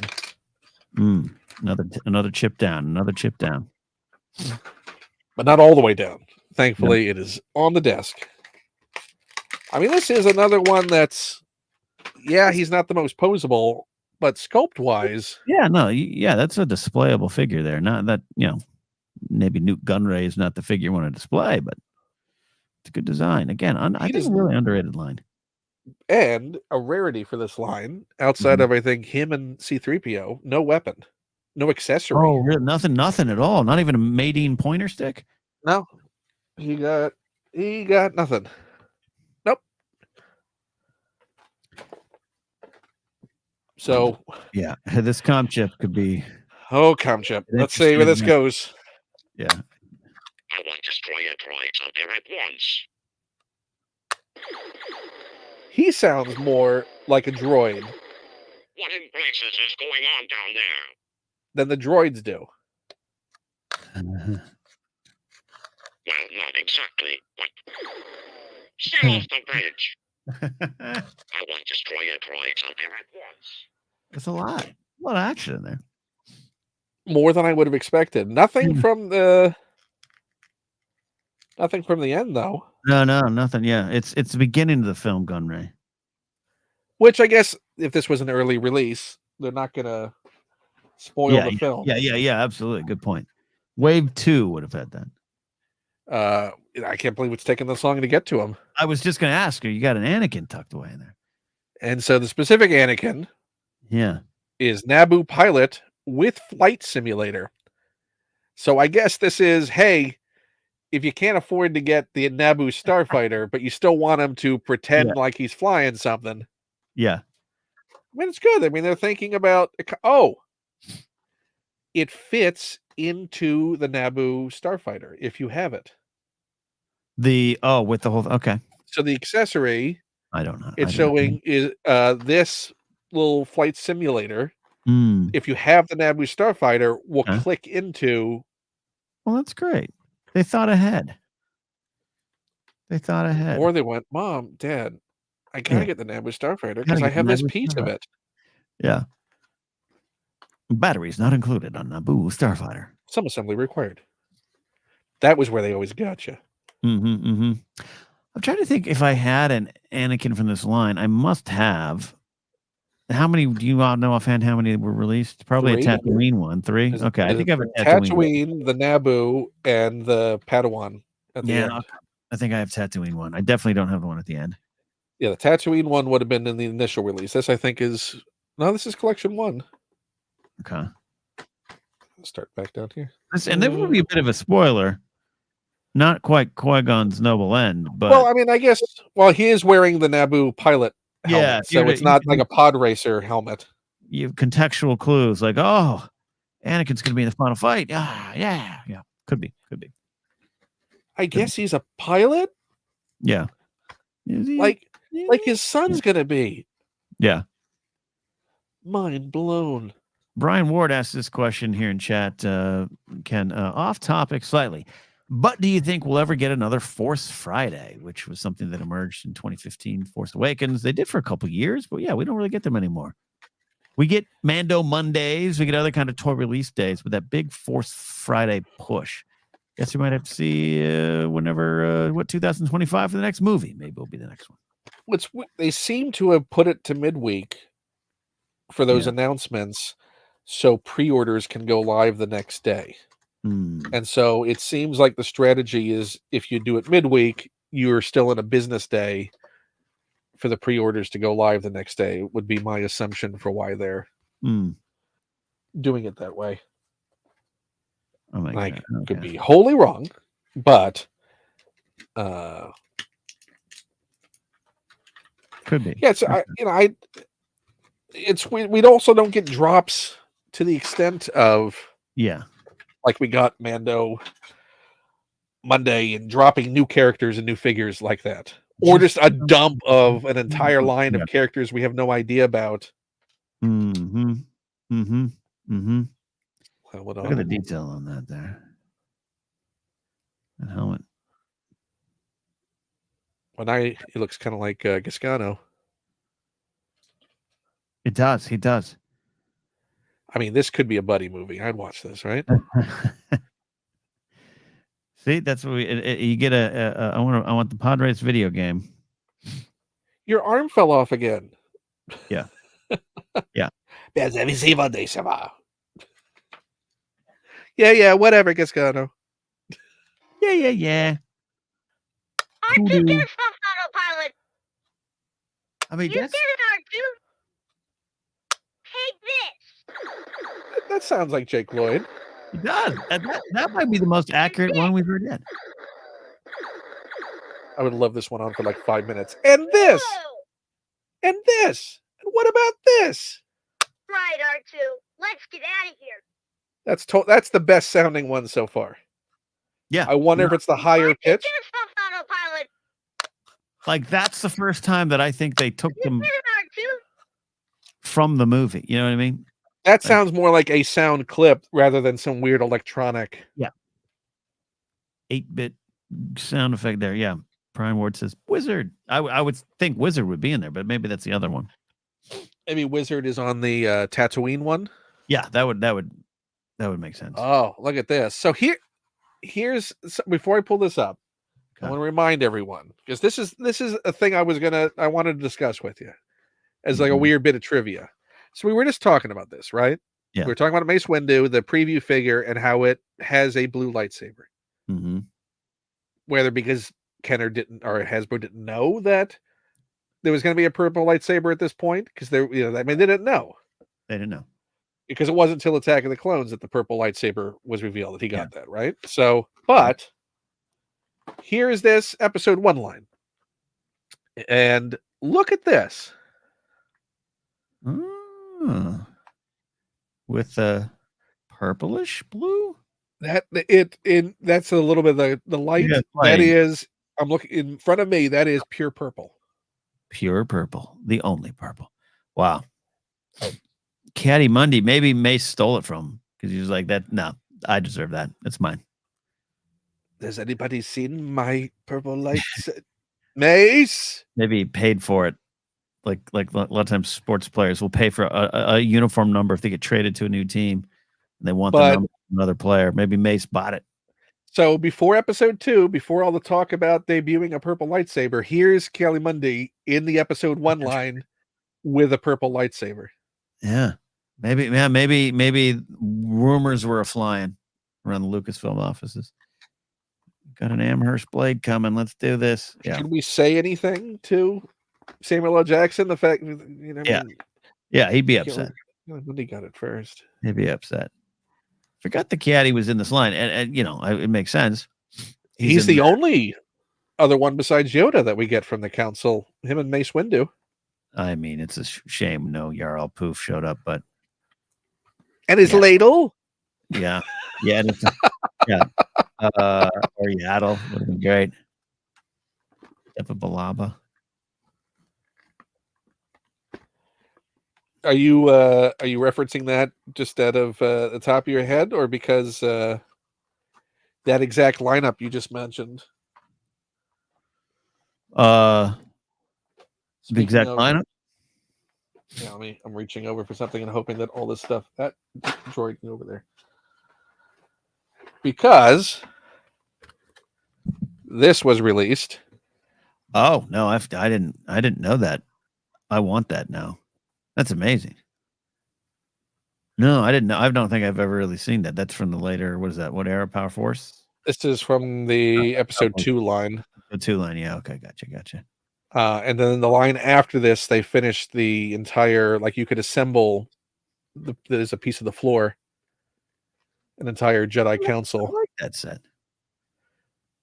Well, but yeah, there's exactly who you mentioned. Celebration Europe, here I come. Yeah, you fly home with that. Yeah, fly home. Maybe the pilot. How many bags are you bringing? Just 2. So figure shopping's at a minimal, but if that one can fit, you're not gonna get anything else, right? It's just gonna be. I normally don't. I don't collect too much stuff at the convention. I only got figures last time because they were gifted me. Brian Ward gifted me a Shmi Skywalker, and Joseph got me an Emperor's Royal Guard, loose from the Kenner line. And Joseph got me a Gamorrean Guard from the Black Series, and then I gifted him back the Spirit Obi-Wan from the Black Series. I was there when he got that Gamorrean Guard. Dag nabbit. Well, what went flying? Take a guess. Context? Wow, that's context. See, clearly they. I thought I was handling it. That's the way it goes. You always think you're handling it in life. I got to know what Kelly Mundy says out of episode 1. Yeah, I'm trying to think what man Jedi splaining thing does he say? What woman does he discount? Have you seen my new cool lightsaber? Yeah. It's purple. No. I won't tell you where the Kyber crystal came from. Mace. Yeah. Okay, let's see. Let's get him out. He's shorter than he should be. He's another character that's slightly undersized. He should be that taller, yeah.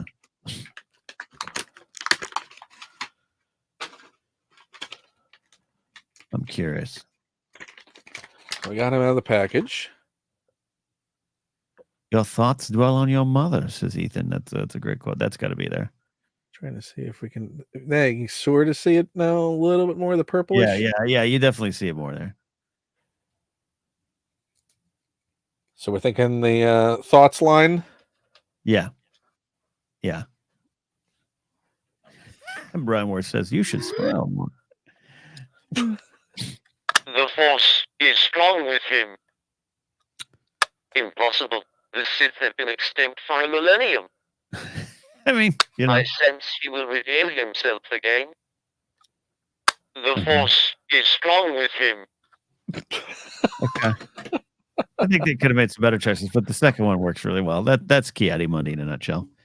Did you tell me something that's probably true? No, it's not. Did you? Maybe you should go back and think about it some more. Maybe. Yeah. I don't know. Why is this an issue? I don't think this is an issue. Why do you? What? Chiadi.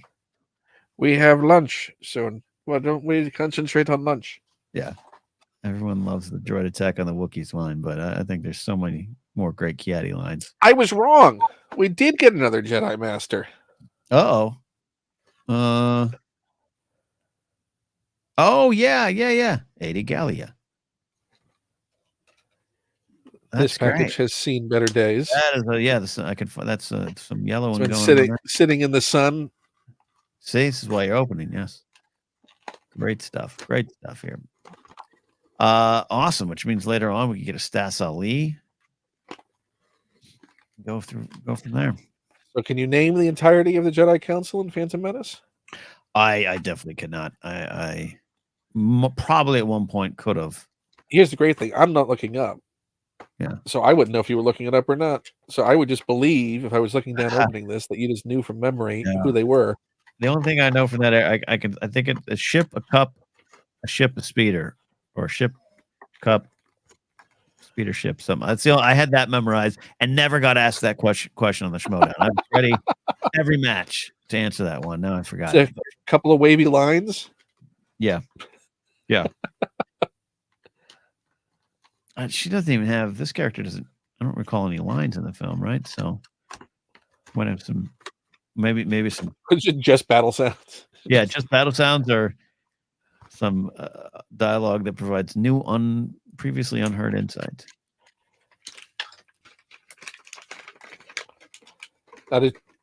Is she one of the council members that doesn't make it out of this film?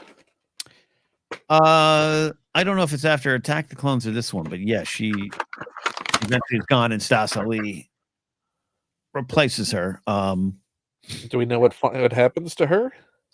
I think by now there might be some answers. I certainly can't remember, but yes. It's a great figure, and you can take the cloak off. She might have just retired, cashed out early, got her pension, opened an Airbnb somewhere, bed and breakfast, maybe. You don't think any of them they were trying? There were their calls when the Clone Wars started for the ones that retired, like, "Hey, we kind of need some help. Would you like to come back?" Yeah. We can offer better quarters. Ethan does they do have an answer. She dies in the Clone Wars. Savage Opress kills her. Yes. Great episode. I forgot. The power of the dark side is growing, I fear. Oh, that's totally made up. That's not from the movie. Wow. There is more to this conflict than meets the eye. Okay. The Sith should not be ignored. Great. Why was no one listening? Did she get all of the plot lines that would have actually... Yeah, well, what's great is... The power of the dark side is growing, I fear. Is this like the direct counterpoint to Kiel Mundi? Yeah, I was gonna say, you could put both of them, and Kiadi is Jedi splaining her. Yeah. Like, oh, whatever. Yeah. The Sith should be ignored. No, it's not the Sith. That's fascinating. Also, smile more. Yeah, exactly. Yeah, this is it. This is just I'm going to position them in debate. Oh, Kiadi. Oh, Kiadi. That's right. I totally forget that. The Clone Wars stuff is dark, that episode. It's great if you actually look at his scene during the Order 66 montage and just insert all of the times that he dismissed everything and just have the look on his face be, this isn't happening. I've made a huge mistake. Rune Hako. I forgot they made a rune. Yeah, we got 2 Nemoidians out of this line. Yeah, Dalte Dauphine is the other one they could have made a figure of, but I don't think they did. He got a figure in the Attack of the Clones releases, I think. Makes sense. Rune Hako. These Comtex, just turning the corner on these Comtex is be careful. It's a good. This is not a sharp letter opener. Oh yeah, you got it. My fingers resting on the. We got to sharpen up your stick there. That's what we got to do. No, this is the last thing. Ken, can you call somebody? I need help. Got a finger. He's bleeding out. We got a bleeder. It's getting all over the packaging. Rune Haku. I did not have a Rune Haku. I can guarantee you that. Does he have a history past this? We know that. That I can't recall. See a few more Nemoidians after this, but specifically, was he the fall guy? Was he the one who? I think so. In my mind, yeah. I think he's just kind of showing up to do his work and bad day at the office. But he was complicit. You got to choose a side. But he's the one who voiced the. Are we really doing this? Are we? Yeah. Yeah, he had some doubts, I think. He's the that creeps me out guy, right? Yeah. With Sidious. Mm-hmm. Yeah. They have them on the run, sir. They're no match for destroyer droids. Have you ever encountered a Jedi Knight before, sir? They have them on the run, sir. Your lunch is here, sir. What I love about basically he's Smithers. Yeah. He is Smithers. Yeah, that makes sense.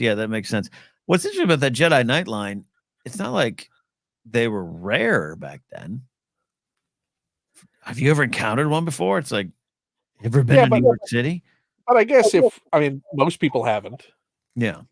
Even No, that's today, true. most people have not. Yeah. So I could certainly see if they only numbered what they numbered, Yeah. then you could have a Jedi show up on your planet to handle the situation, but you just heard a Jedi showed up, not that you Right. actually met. You didn't see, you didn't see one. Yeah. Okay. I heard about them in lore. Yeah. Yeah, He sticks or around with I Newt. saw him on the Hollows. Yeah. Ethan says he sticks around with Newt for a while. That makes sense. Oh, I have this pad. I love this pad. Naboo with blaster pistols. Yeah. Yeah. It's so funny because it's it's like basically the same as the previous figure, but a different feel, different look. Well, without the ascension. Yeah. Brian Ward says that the audio clips sound like they're from the episode 1 video game. Yeah, I wonder how much of it. I would love just to hear Hasbro and Matthew Wood weigh in. Like, how much of it is just audio compression, Right. with the digital technology at the time? Because all the sound clips are obviously, not stored on the chip. They're just activated by the chip. They're in that ComTech reader. Right. So Which, again, they all would have been preloaded. Yeah. Impressive technology for the day. The future was there. I mean, it's also not dynamic. It's basically you're not updating the ComTech reader with additional clips. Even today, they don't offer that. With that Force Link we were talking about. For Solo, I think is when that debuted. Yeah. It wasn't like, we sign on to the internet for this website and connect it with a USB to download additional clips from the movie after it's released. Yeah. Watch that. There we go. That was a drop. That was smooth. Like a pancake. So you have this one? I do have this one. Yeah, I have this in the Padme one. Now, is yours open or is yours unopened? Mine are all open. I opened up this line. I had them displayed on a bookshelf in my apartment. So they're all in a plastic tote, wrapped individually in like bubble wrap, I think.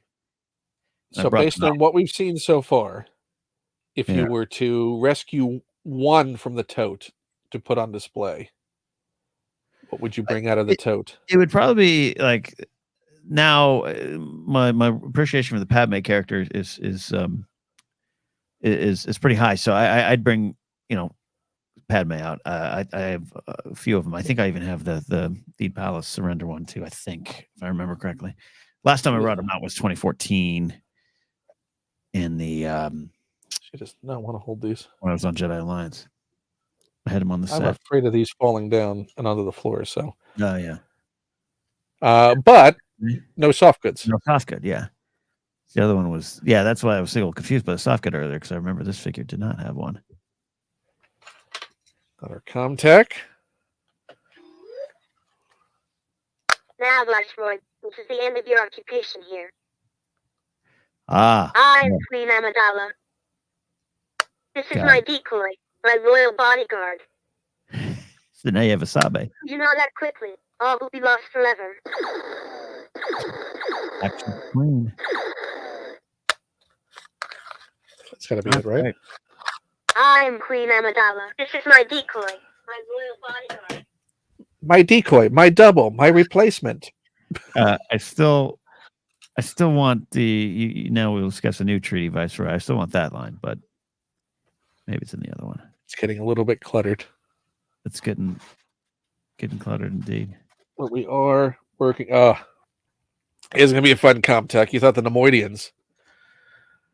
Oh boy, love it. Let's do this. I have this figure.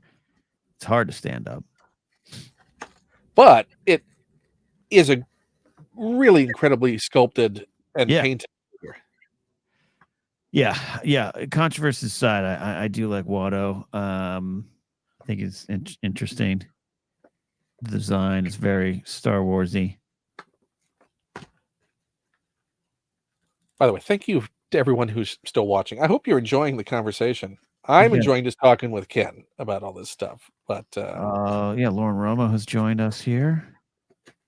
Says, shouldn't we all be playing Fortnite? Yeah, maybe.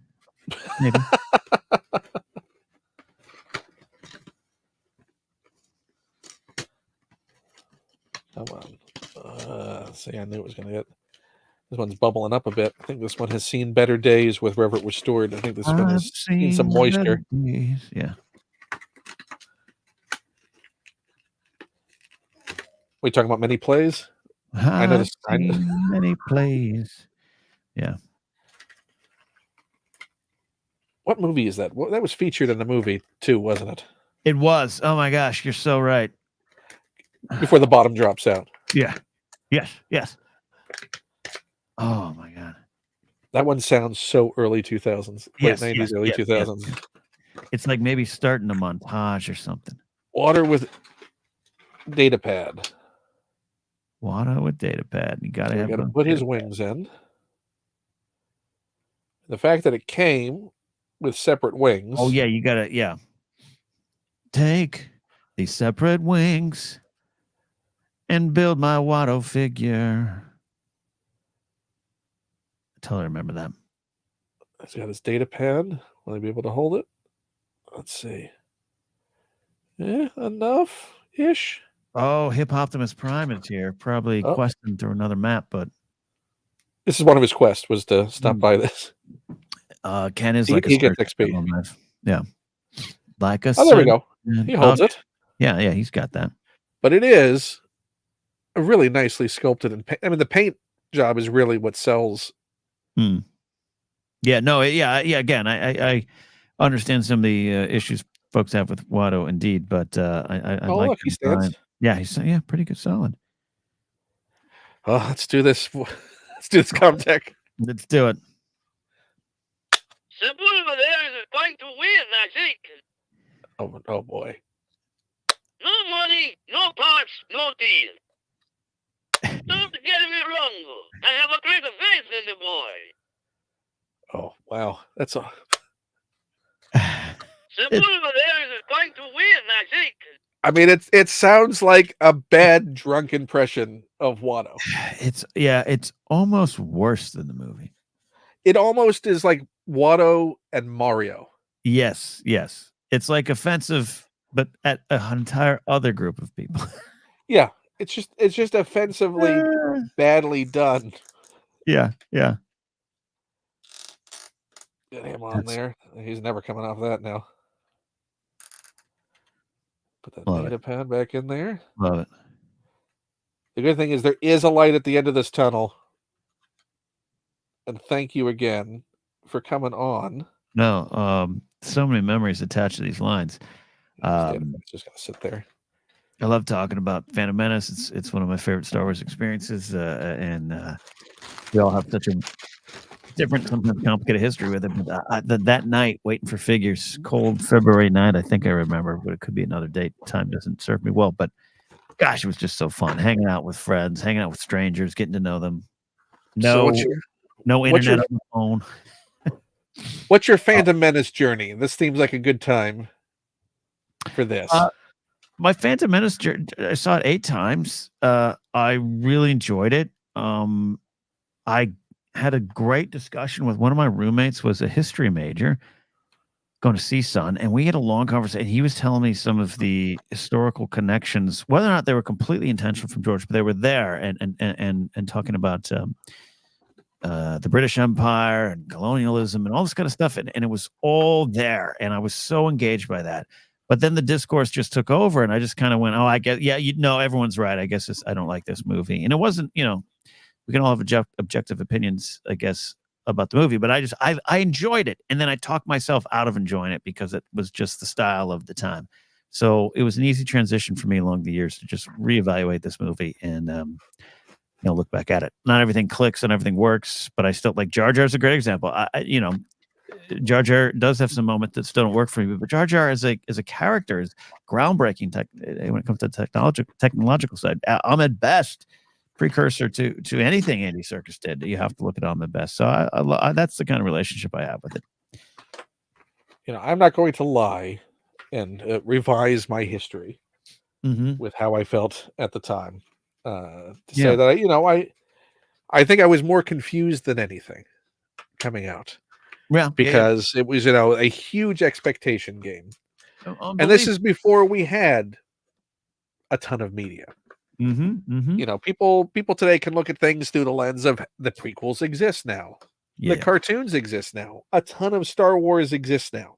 Yeah. All we had, you know, our generation, our last memories of Star Wars probably would have been Ewoks and Droids cartoons. As far as not books. On screen, not, not books. Yeah, you're right. Not books, not comics. It was the last time we saw anything on screen. And those cartoons came along when we were already getting older. Yeah.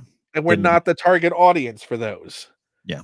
Didn't click. So, you know, there was certainly an expectation and a lot of hope that, oh, well, I'm gonna recapture exactly what I felt with these. Yeah. And then not realizing that, no, you know, we can come along for the ride, but there was a wider target audience for the film than just us in our 20s that are coming back to it. Oh, it was a hard sell, and yeah, hard sell indeed. But yeah, where I'm at now is the idea of I don't need people to love Star Wars now the way I loved it then. It's going to be a different journey for people, and whenever you jump on board. And I remember around the time I was doing that it sucks thing in like 2000, and my cousin who was 7 was like debating me on it. No, Phantom Menace is my favorite, and you know. You can't like, it can't be. It can't be. How can and look, and eventually he's not a huge Star Wars fan. He grew up and had a different view of him. But like in that particular moment, I was 23. What am I going to tell the 7-year-old? Get out of here! You're wrong. It just was like you wouldn't have been the first Star Wars fan to tell a younger child at that point. No, this is bad. Why are you? Bad. Yeah. Why are you liking this thing? Yeah, and you still run into it, and I just don't. You know, there's people on Twitter with threads about not liking them, and it's just like not liking it versus trying to take away others' joys is a big thing for me. But again, they're weird. And that's what I've grown to appreciate about the prequels overall is you start to really respect George as an artist who just said, "F all this, I'm doing what I want." Right. And telling my story. And being probably the last creator we'll ever see outside of him and James Cameron, the only ones who have the autonomy to go, this is my pet project. This multi-$100 million thing is just and no one can tell me any different on what's going to be done. Yeah. And you know, those casting sessions alone, you look at and you go, everyone eventually it's just George going, no, this is the way we're going. This is it. This is Yeah. And I think you can look at it. Yeah, there's some, he's surrounded by people. I don't think he's surrounded by yes men. I think that's not fair to say of McCallum and Ben Burt and all those people at the time. I don't think he was surrounded by yes men. I think he was surrounded by people who just at the end of the day had to go, all right, this is what you want to do. You know, it's if you follow an artist through anything, I'm a huge David Bowie fan, and he took risks and did things. Not all of it worked out. I'm a huge Gaga fan, and she goes in directions that doesn't necessarily vibe with all her fans. It's just you got to follow these artists sometimes and let them do it. But this is on a grand scale, and you can't fully, if you weren't of a certain age, you can't understand the expectations when that first trailer hit. Yeah, in a vacuum. In a vacuum, yeah. And we had just been reminded of the original trilogy. Some of us had not seen the first film in theaters. We were far too young to have an actual memory of that, or even Empire. Like my theater memory is Jedi. Same. And the rest I had seen on TV or home video. Leading up to it. I was more than familiar with Star Wars. Yeah, taped off the TV, right? So yeah, I mean that's the only way you can watch it again and again. Or my Select Division video disc. Yes. So yeah, to have that booster shot of Star Wars of the special editions coming out. Yeah. And that already starting to see the sort of discourse around the changes in that. Yeah, George did what he wanted there, for better, for worse. And I think there's some examples of better, and I think there's some examples of worse, but he did it. Yeah, but it's a start. I mean, he was changing sound stuff the opening weekend after he got back, or before he went off that vacation with Spielberg, the famous vacation they always take. But yeah, there's documentation of him having some sound changes done early. Yeah, no, it's It's an interesting journey all around. When you're going to hear this sound trip, I'm pulling out the last sort of bits in this bag. Lauren Roma has an update on us singing I've Seen Better Days. She says it's from Gone in 60 Seconds. But here's the thing. I've never seen Gone in 60 Seconds. I'm singing it from something else. And I think I recently rewatched this movie, which is why it's in my head. And I'm trying to remember. I want to say it's an animated film. For me, I'm thinking of like some sort of early 2000s comedy, like Wedding Crashers or something. You know, it's like right before there's a montage. It's something like that. It's right. Gonna drive me crazy. By the end of this, we're gonna get to this. We're gonna get down to it. We got to hear this Jar Jar contact. Please. Oh yeah. Dungeons, no liking outsiders. Oh, accurate. So Anakin and Jar Jar so far are tops on the list. Yeah. What? You guys done that? Nice. Lisa called Jar Jar Binks. Love it. Dungeons, no liking outsiders. What a speaking the truth.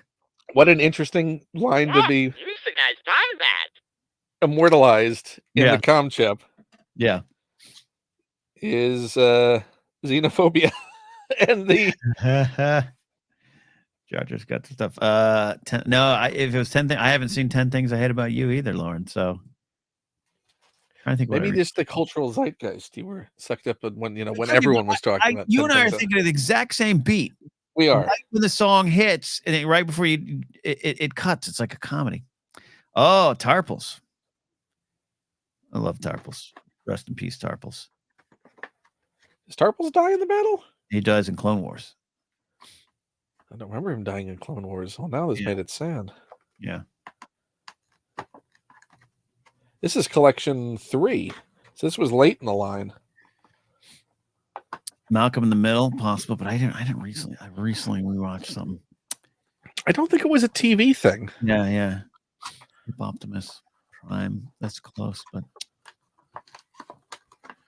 this bubble's coming off a little easier than the other ones. That helps. Oh, Tarples is a man of action. We got to get out of here. Use the bomba, Jar Jar. Okay, and then we go and we cut. Oh, yeah, because that glue very loose on that side. If only they could all be like that, just barely hanging on. Yeah. But no, then you got little sticky bits like that. I wonder if Joseph senses a great disturbance in the force right now. Sense a great hundreds of packages cried out.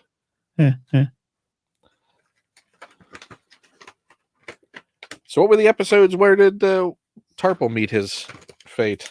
Oh, God, we just did a Clone Wars report. It's a little later, I think, in the run, too. Because the Gungan stuff sort of dried up as the animated series went on. Yeah. He's going to hold that around there. That makes sense. There we go. Come on, Tarple, speak. Stands pretty well on his own, I think. Those Gungan feet certainly help. He is in sort of an action pose, though. Again, he's a man of action. He's a Gungan of action. Hey, Yusa, stop it there. Yeah. Okay, Yasha. Yusa going to the bosses. Yusa in big doo-doo this time. Your Honor, Queen Amidala of the Naboo. Hey, Yusa, stop it there. Stop it there. Put him on his. There we go. Boy, this is getting super crowded. I might have had too many figures. Well, the session with whoever's doing Power of the Force 2 with me is going to be a bit bonkers. Let me know. May have to pass off. Yeah, like a relay. I need to finish out this bag. So here's what I'm thinking for these. I think because they're so fiddly to open, we can talk about these, and I'll open these in a little bit later off camera. There you go. Just because there's so many. But I have more of these accessory packs. Man, that's a ton of accessories. So this is the Naboo accessory pack. Right. So it looks like we have with retracting grappling hook backpack. Mm-hmm. We just got like a harness, it looks like, probably for the grappling hook backpack. There's an extra robe and an extra lightsaber. So it's nice to have. So here's a cloth robe, and you notice Switch it out. Yeah. most of the Jedi, all the Jedi figures don't have cloth robes. Switch it out. Yeah, that's But great. also, didn't they sneak in Mm-hmm. didn't Padme sneak in a cloak before she threw it off when they got into the hangar bay? Yeah, I'm trying to remember. And you got to some random extra blasters. Yeah. You could also put it on Jar Jar and reenact Bombad Jedi. I mean, that's just, it's so much fun to have Yeah. options like that. Yeah. You could put it on Valorum. Yeah. Maybe he pretends he's a Jedi sometimes. Exactly. Makes his lightsaber sounds. So we have that one. We have the Sith accessory set. I mean, come on, look at that. What's that cupcake in the middle? That is the post to hold the scanner droids. The base. Oh, it's like that's like a Tatooine sand pile then. Yeah. So that's the probe that he sends out. Yeah, what is this? A firing backpack and 2 droid missiles. Mm. And the double-bladed lightsaber extra. Mm-hmm. And his cloak. So you can also have Jar Jar be a Sith. Yeah. Darth Jar Jar. So we can go with all the memes. Yeah, let's do it all. So we have that. And then we also have, and I think Golden I'm Age. missing at least one of these. Here is the Tatooine accessory set. Wow. With a That's pullback droid. That's right. Okay. The poncho is great to have. I would want that just for the poncho. I mean, all the characters you could put that poncho on. Yeah. I mean, that's a very Tatooine rifle. Yeah, recycler rifle, whatever they call it. Yeah. But yeah, I wish there were more sets like that of just miscellaneous. I know what you mean. Yeah, I know doodads and whatsits. Yeah. But let's get to one of the things now that this has been erased from official existence. Mm-hmm. The toy is one of the last places we can view. Oh yeah, the original puppet version Yoda. of Yoda. That's great. Which is a weird thing to think that this is an artifact of a thing that was changed within what, 3 years? 2 years? Yeah. Not too long. Yeah. Was the home video release? By the home video release was already it was the second home. Was the right before Attack of the Clones, right? Yeah, because I have up until Force Center a couple years ago, well, 2019, I was in my old apartment. We did a Phantom Menace watch along, and that was the first time I saw the new Yoda because I had the DVD with Puppet Yoda, and so I don't remember when they changed it other than that version I saw. But yeah, it's fascinating little sub fact. But he comes with his chair. He's got his council chair. Oh yeah, that perfectly shaped for Yoda's bum chair. Yoda. Do you think that was a discussion when he got on the council of like getting needing a custom chair? I need yeah. He sprung. It was like a gift to himself. I think when he splurged, took some out of his paycheck. Council member I am. Treat myself, I will. Must treat yourself in life. Yeah. No, you shouldn't. Shut up, Coyote. Yeah. Yoda. You seek Yoda. Do you think Mace sits on a brick just so he can stay angry? Yeah. Give me the hard cushions. It's like he's got to keep the studio to 55 degrees. Focus you up. Keep you awake. So any child that comes in stays cold. Right. Absolutely.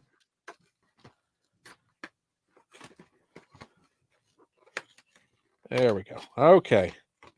What lines? Predict at least one of the lines. You got to have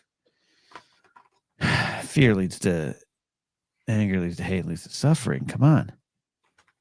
This is Awkward it. if they break it up, huh? Yeah, this is your moment. Fear leads to. Yeah. To what? To what, Yoda? Oh, that is a very thin plastic. Yeah, I remember that one. Yeah. That feels like a Easter egg. Yeah. I do like the sort of hi, hello sort of look they have. No, it's almost animated. It almost looks like the Rebels Yoda. Oh, that's sort of more McCory-ish. Yeah, a little more McCory, yeah. So can he actually sit in this? Oh, there we go. Yeah, I think you can. I remember putting that on the Jedi Alliance set. Look at that. Yes, to Obi-Wan. Do you think they have TV trays? You It's need like they just eat meals in the council chambers. He's eating frogs, slurping them down like Baby Yoda. Yeah, we never got to see him eat. Yeah. Oh yeah, we did. We saw him snack. Yeah, start to snack. Some root leaf stew, but How feel you? Old Fear sir. leads to anger. Anger leads to hate. Hate leads to suffering. Oh, love it. That certainly doesn't sound like Frank Oz. No. May the force be with you. A little better. Hard to see the dark side is. I like it. How feel you? How feel you? That's a nice out of context. Yeah, it needs Yoda pickup line. It needs the Anakin response. Well, good. So that bag is completely empty. Look at you. And we have just a couple over here, and then that's all we have. Beautiful. Should I open the awkward things just to get the packaging out of the way? What do you think? You decide here. I'll probably have to wrap soon. But I want you to clear. We're gonna power through these. I can't do this without you. Okay. So what do you got? What is the we got Deluxe Obi-Wan Kenobi and Deluxe Darth Maul. I totally remember. I did not get these ones. I do remember. Try me. Let's take a little try me button. Oh, that's problematic. That's great. Well, let's see how that's great though. There's our. There we go. There's this one might be dangerous. Oh, that's not right. That's yeah. problem. That's a problem. That's yeah. Well, there's no Comtech we have to worry about, so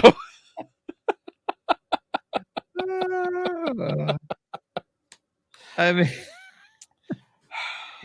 oh wow. maybe it's not as bad out of the package. Yeah. Well, I think together you put them together in a fight scene, maybe it's a little better. Yeah. Or it doesn't look like a fight scene anymore. Yeah. I don't know. Yeah, that one slipped by some sensor at the old cracker factory there. Now there is a third one, obviously, that I'm missing from these. I do not have the Qui-Gon. Oh yeah, absolutely. We need which I guess is probably just him over in the corner watching. He's just cannot watch. Wow, I've never done this before. Yeah, this is not entertainment to me. Yeah. That's impressive. A lot of plastic. This is a big honking bit of plastic for. Yeah, this is probably the reason we have different packaging now. And this is why looking at things like this start to stack up was the reason why I was like, you know what, I enjoy things being out of the package, and this is just that lightsaber hilt. That's a great little bit. And if I'm gonna, I can save the card backs. The card backs I'll save. That'll be how I preserve the history of these things for myself. These ones aren't. This is attached. Aren't talked about a lot. Oh, those are always the worst. Oh, good job. The key to it is awkward. Open this one. The key to it is taking it slow. Yeah, you got to take it slow before you do that with your lightsaber. But they got these twist ties. So while we're untwist tying this, this is also a great time to discuss all the things that you're doing and have coming up. Because I know you just launched something for your patrons on Patreon that is Lucasfilm related. It is in Paramount. I guess if you want to go there. Yeah. So Force Center, Joseph Scrimshaw and I, long course with Jennifer Landa, but Joseph and I just recorded our first episode that will be released soon. We're going to announce that date soon of Indiana Jones and the Perilous podcast. So on Force Center for 9 seasons now, we've been talking about Star Wars, and we're going to continue to do that. But we wanted to. It just felt right with Dial of Destiny to slip on over to Indiana Jones in that world. So we just recorded our first episode. We got 5 on the way, or I think even we might do 7 on the way leading up to Dial of Destiny. Patreon only, and then once Dial of Destiny comes out, it will be released to the public because we want everyone to hear it. But a lot of fun, so that's going on over there, and all the other things I do, you can go to my website. But yeah, Pop Rockin' Radio, where you're always great with a great Warren Zevon request or a Harry Nilsson request, and Always a fantastic time. Yeah, always having fun at playing music there. And doing it Saturday evenings, right? Yeah, Usually? for the most part. Yeah. I got another stand-up gig Saturday night that I might stop my pop rockin' time, but we'll see. I love doing it. So I've been trying to do now shorter pop rockins. I go 2.5 hours sometimes, but now I'm going to go like hour of power, just straight to it, so I can get something out there, but also do some more stand-up. So we'll see. I want to see these two figures fight each other. Let them fight. Maybe I'm telling you, in context, it might not be as bad. I'm gonna go on a limb and think that there's probably no context in which it's gonna look great. And when it's good. Again, those lightsaber hilts are cool. It's always the thing where you got to poke here because you got to get on the other side of the glue, so you're slicing back towards where you've already released it to preserve as much of the artwork as you can. And again, a lot of people just tear it open. That's fine. And just toss it all, and that's fine. I do like looking back at the card backs. Yeah. No, it's good memory. Good collection point. Okay. All right. I'm excited for this. This is that part. Toss that over there. Nice. He's got twist ties. He's got a lot. Those are some pretty cool. Oh, so you put the figures in them. Oh, this is fantastic. Yeah, so you get to hold it. Yeah, like one of those lollipops. Yeah. It does. It almost looks like the Jar Jar one. There we go. Okay, so I got Sith is red. That's what I've heard. Everybody knows that. Okay. So you any plans to do Young Indiana Jones Chronicles yet? No, we discussed it actually a lot today on the first episode. But you kind of can't see those anymore. They were on Paramount Plus not too long ago, and Joseph said he and Sarah were doing a rewatch, and then they took them down. That's a heck of a thing to do in the middle of a rewatch. Yeah. And the details, the story of the Young Indiana Jones stuff is. You talk about special editions. George made a lot of changes to those, and some of the original things we've seen on TV are unavailable. I wonder if that means we'll be getting them on Disney Plus in time for the release of the new film. I would love it. I love that show, but I have vague memories of it at the same time. So, and we mentioned earlier, Oliver Ford Davis, C.O. Bibble, he's in Young Indiana Jones. Pernilla August, Shmee's in them as well. Rick McCallum worked on them. Trisha Bigger. David Tattersall, the cinematographer. Okay. I'm just going to hold him at first. See, there you go. Looks completely normal. Looks like a good action figure set. Just don't do it like towards the... No, Obi-Wan. No. But to get... Look, that works for me. Wow. I hate you. That's... Yes. It's not quite the Twin Sons Rebels episode, but it's close enough. Yeah. Okay. So we're gonna set those aside. Move these over here. That's amazing. Okay. Yes. All right. Yeah. There. Oh yeah. I do. So here's the carded version. Yeah. Same blue lightsaber. Not the purple of Ki-Adi-Mundi. So weird. This is collection 3, so he was also late in the line for being a preview figure. But I think that's usually what they did with the preview figures. Mm-hmm. Like they wouldn't come out right away in the first wave to further incentivize people doing the mailaways. Yeah, absolutely. That makes sense. I think I had this mace. I'm trying to remember. I have to go in my storage shed and find out. I mean, how could you not have gotten the mace?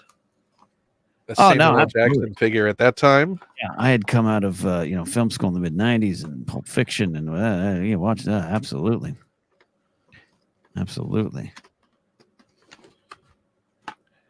His contact chip's going to be fun. Speaking of negativity, do you think it's me just denying training and? Yeah. Stoking that fire in Anakin's heart. Absolutely. Do you think they had downtime? Like, do you think they all ate dinner together? Like, what was like the 100%. cafeteria situation in the Jedi Temple? No, I think they were, and I think some of them got along, some of them they obviously debated philosophical conversations. I think a lot of that happened. Was there a cool table in the Jedi Temple cafeteria? Totally. Absolutely. And there was. And I think we need a Disney Plus one-shot movie of the uncool Jedi from that era, sitting in the corner. I'm gonna be a master one day. Mm-hmm. You're not gonna be a master. I mean, this is something I would definitely swap out with that cloth cape in that set. Yeah, this is an example of that. This is like overwhelmingly just there's nothing fun about that. No. I'd rather unless I'm displaying them. Yeah, I'd take the robe off or put that soft goods one on, like you said. Well, that's a solid. Yeah, might make you stand him up a little better, but yeah. Oh, he's not falling down. Yeah. That's a good man. Episode 1 Mace. That's he is a traffic cone. Yeah.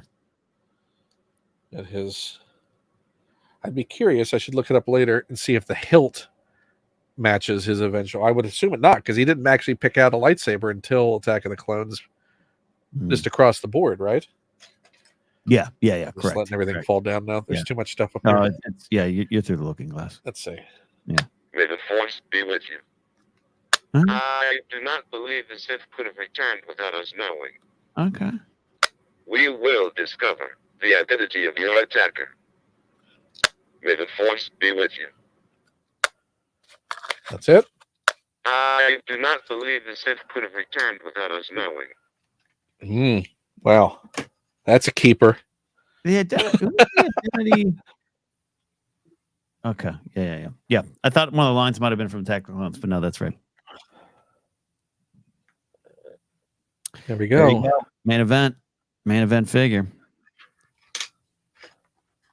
Another one that's the packaging is probably massive. Al Gore made documentaries. Yeah, it's big. Is this one of your first day purchases? If I have, like, what is this? What? Yeah, I have this one. I don't know. Can't remember when I got it, but yeah, I do have one. I do remember the Padme handmade one. The tattooing one with the blue outfit. I know I got that on the first day. At least I remember. Sometimes memory gets foggy, of course, but why? It's only been what, 5-10 years? Yeah, it's only been last decade, right? Are you ready for the 30th anniversary of Phantom Menace? Yeah, right. People are already asking about what that certain point of view book will be in 2039. Well, we got the 25th anniversary coming up in a year, right? Yeah. Yeah. Mm-hmm. Quarter of a century of Phantom Menace. Time is weird. Yeah. Time's a jerk. Yeah. I saw someone today put one Spice Girls hit stop is 25 years old. I was like, you get out of here with that noise. You shut your mouth. You leave me alone. Yeah. I have my new Natalie. Forever young. What does the Queen say? Yeah, that's a solid figure. I wish, I guess you could soft good that one, but. And this is definitely tacky. Feeling the meat's starting to turn. I got it. Yeah. So this is going to be washing this with some soap, warm water. Okay. Get that tackiness. Here we go. Here we go. The root system has been invaded by the droid armies of the trade. The trade? The trade? I've come before you to resolve this attack on our sovereignty now. Nice. Okay. I suggest new leadership is needed. Oh. The root system has been invaded by the droid armies of the trade. That's Wow. You remember the droid armies of the trade, right? Droid armies of the trade. That one didn't quite nail it. I got it. Sounds, that sounds a little dicier. Yeah, it does. Yeah, it does. Her feet are not going on that thing. No. So she's just going to traffic cone it back there. It's a solid traffic. Valorum is holding her up. It's fine. If only he knew. Yeah, it's going to turn on you. Be tricked. So this is part of why I do like saving the card backs. Because they are time capsules. Yeah. That is a KB Toys sticker. Yep. $7.99.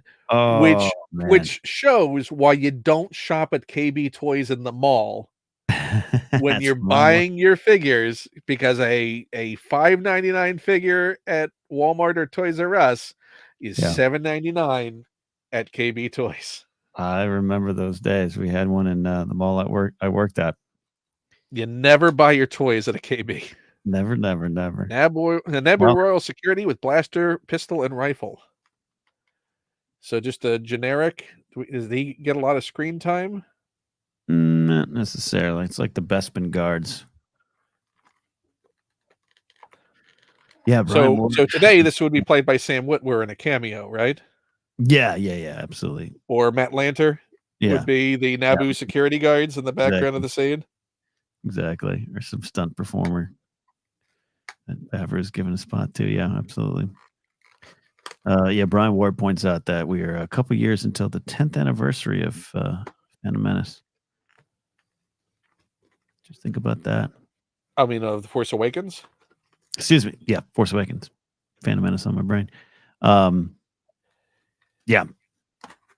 trying to remember because I don't remember huge celebrations for like the 10th anniversary of A New Hope. Like it seemed like everything was in sort of stasis. Mm-hmm. Yeah, I mean, there was in '87 that the franchise was. Yeah, you could find some stuff. There's definitely some stuff out there. Magazines. I have some of that, I think, but the 15th got it might have been around the time of some releases of the new VHS stuff. Like there's some of that stuff. But the 15th was sort of already the Thrawn stuff was out there and had sort of brought things back to the fore. Yeah. In a way that was not the case in '87. I mean, you basically droids and Ewoks were off the air by that point. The toy lines were off the shelves. Yeah. And that anniversary sort of fell in the dead period. Most of the actors were sort of in the process of trying to live down Star Wars and its sort of sometimes crippling effects on their careers. Yep. Yeah.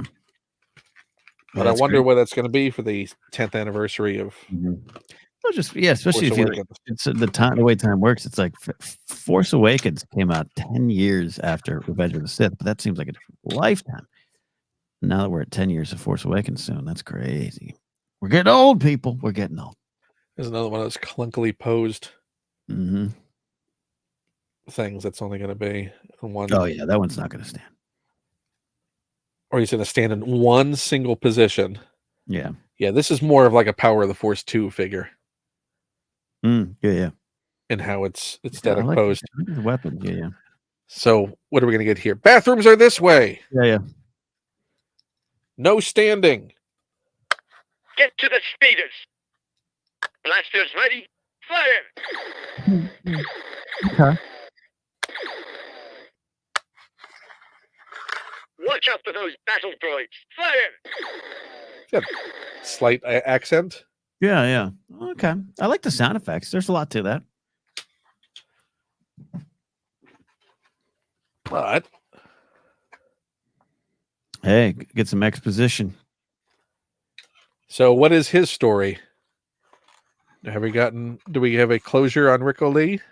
I do not believe Olier? I think he appears in some of the comic stuff. I don't love the Greg Pak run of Vader as much as I like the Charles Soule one. So he shows up there with the Amidalans, I believe, if memory serves. Oh, with the with Sabe and everybody. But they're not my favorite line. So I read them about every 2 months. I grab a stack from my shop and read them. was they falling out with Panaka? Yeah, essentially. Yeah. Were they like the hangout bar buddies, and then friends, yeah. And then Panaka went alt right, and Olier's like, I'm out. It's like, you're scaring me. Yeah. You want to be part of the change, Rick? For protection. So what was the last action figure you bought? I know you've bought Funkos. Yeah, it's been a few years for that. I'm trying to look around here. And you have that wonderful sideshow. Yeah, Obi-Wan Kenobi. Yeah, sideshow. I got the gentle giant Grogu with soup. The last figure I bought might have been the Jar Jar Black series. Yeah. So yeah, this one might have been the last one. I did buy. I forget what figure it was, but I bought a figure for Joseph. I was out and about, and I texted him. I was like, "Do you need this one?" He was like, "Yeah." So I ended up picking up one for him. I think it was probably a Palpatine of some sort. Oh, this is not going to go on easy. He's got a big head. There we go. There you go. The whole city's a planet. You think that's one of the things? Is it going to be one of his? Oh, it needs to be. Yeah, he's got to fill in all the plot point details. Oh, the city's a planet, and the planet looks like a city. Enemy fighters, straight ahead. Mm-hmm. Got it.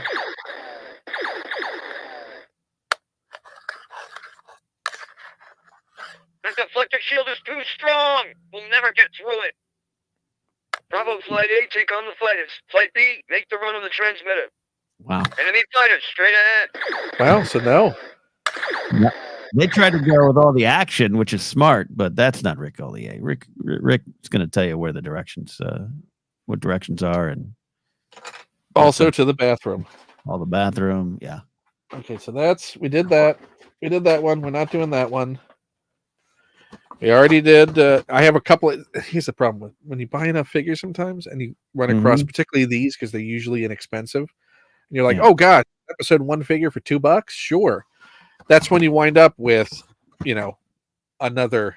Oh well, that's good. One can be preserved for history. And there's another battle droid. No need to open that. I will show you this, but we're not going to open it because this battle droid still has the Jedi Quest party. Win the greatest party ever. The ultimate. For grand prize winners, you could win a galaxy of prizes worth $12,500, including a party for 25 friends to watch episode 1 on your new big screen TV, a PlayStation game console, and cool Hasbro toys. Amazing. 600 additional prize winners enter to become a member of the Star Wars Jedi Quest. Receive a subscription of Comlink, the official Jedi newsletter. Find out about the newest toys first. Plus, get emails of what's hot in your part of the universe. Join the Jedi Quest to win. Yeah. We got let's enter. Little Jar Jar there in the corner. So enter this to win. I should leave, right? And then there's again another paint difference. Battle damage. Yeah. But we're not going to open them. Because we already did it. We're getting to the end. Look at this. I got another one of these. Look at that. That goes over there. Trade those. Got another one. Okay. Yeah. This is making this this last run a little easier. Look at this. As I said, Kmart is selling them for $6.99. That's $1 less than KB. That is an intense looking. Yeah, I remember the figure. So this is the Jedi Duel with now the double bladed lightsaber. Yeah. Yeah. So what lines could he say in the duel? In the duel one, he doesn't say anything, so we have to make something up here, right? He can grimace. He can growl. Maybe some lightsaber sounds. Maybe we finish. Maybe he says those lines together. At last we'll reveal ourselves to the Jedi. At last we'll have our revenge. The Sith are twice the Force users that Jedi are. Yeah. Oh, look, it's Jedi. Yeah, something like that. I'd say you're half. Ascension guns. Maybe he just says that. Yes. Wrong dialogue. Ow! Yeah. Okay, get this open. It is weird when you're opening these things to think that they've survived like this now for almost 25 years. Oh, yeah, exactly. And they just sometimes just sitting there. Yeah, I have. But there are so many of these. Yeah. I mean, there are very few figures on these that are above, honestly, what they were on the shelves as far as what you can find them for today. Heartburn Qui-Gon. That's funny. What was that? Oh, Brian Ward. Yeah. Okay, Comtech. I hope everyone has gotten a sense watching this of why I'm opening it. And you think about all the space these things take up. Oh yeah, when in the packaging. So there's our Darth Maul with piercing gaze. And that is Comtech. Pile of plastic. Is this going to sound more like Peter Serafinowicz than the last one? I mean, it's a low bar. Mm-hmm. At last, we will have revenge. Same lines. Right? Yeah, lightsaber. If the trace was correct, I will find them quickly, Master. No, that's a new one. Okay. At last, we will have revenge. So that appears to be the only two. Yeah. So lackluster. Yeah, no, that's a little let down. I mean, not a lot to choose from. Toss them on the pile. Yeah. What do we have? We already did Amidala with her blaster pistols. We did Senator Palpatine. We did Jar Jar. We did. There's another Mace Windu. We have here. Oh, another Nuke Gunray. Another Yoda.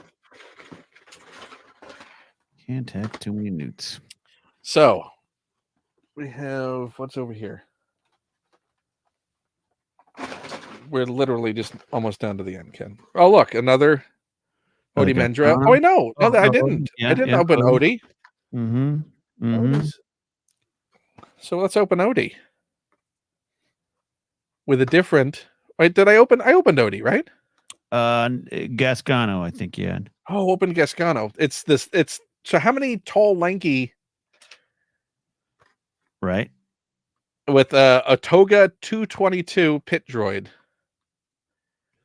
Different. Is that a different kind of pitch right there? So he has more of like a pill capsule head. You can hear the Comtech powering down. Yeah. It's this initial. So with the injection molding on the more modern figures, there's actually an air bubble that's not connected there, which makes it easier to get the knife in the bottom to start the process. These are sealed a lot better. Yeah. Imagine if I had a razor blade I was trying to do this with. Dangerous. Not be good. So are you looking forward to Celebration? That's a complicated question. I am stressed about Star Wars Celebration, but looking forward to being there. My first time in London. So make it worth it, London. Have you had the Londoners contact you yet? Have you done? Yeah. And you're doing a comedy gig, which is doing comedy. Yeah. So far sold out. Sold out. Yeah. Any word on the standing room? I think not officially yet, but we're gonna probably have to add about 10 or so standing room only seats for lesser cost. And yeah, Joseph and I doing that show on Sunday night, April 9th, and looking forward to it. Yeah, there's just there's so many X factors that I just have to worry about that have nothing to even do with the convention, so it's added some stress. But I'm looking forward to it. Once we're there, it's gonna be great. All this means is that London 2031, you're going to be doing 2 nights. Yeah, I would love to do that. Yeah. It's also I go to conventions to just hang out and drink. I don't go to work. It's still a lot of work.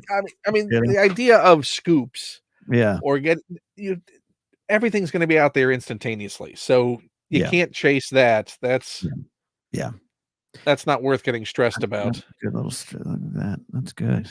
Nice to get this, because you don't see this pit droid. No, you don't at all. Let's see if I can find the other one to compare. And that massive file. There it is.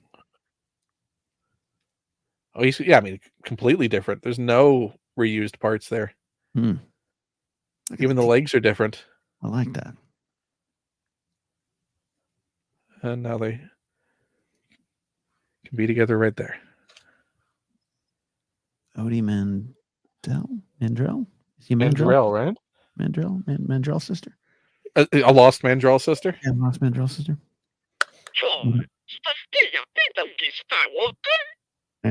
They're all going to be Skywalker. Yeah.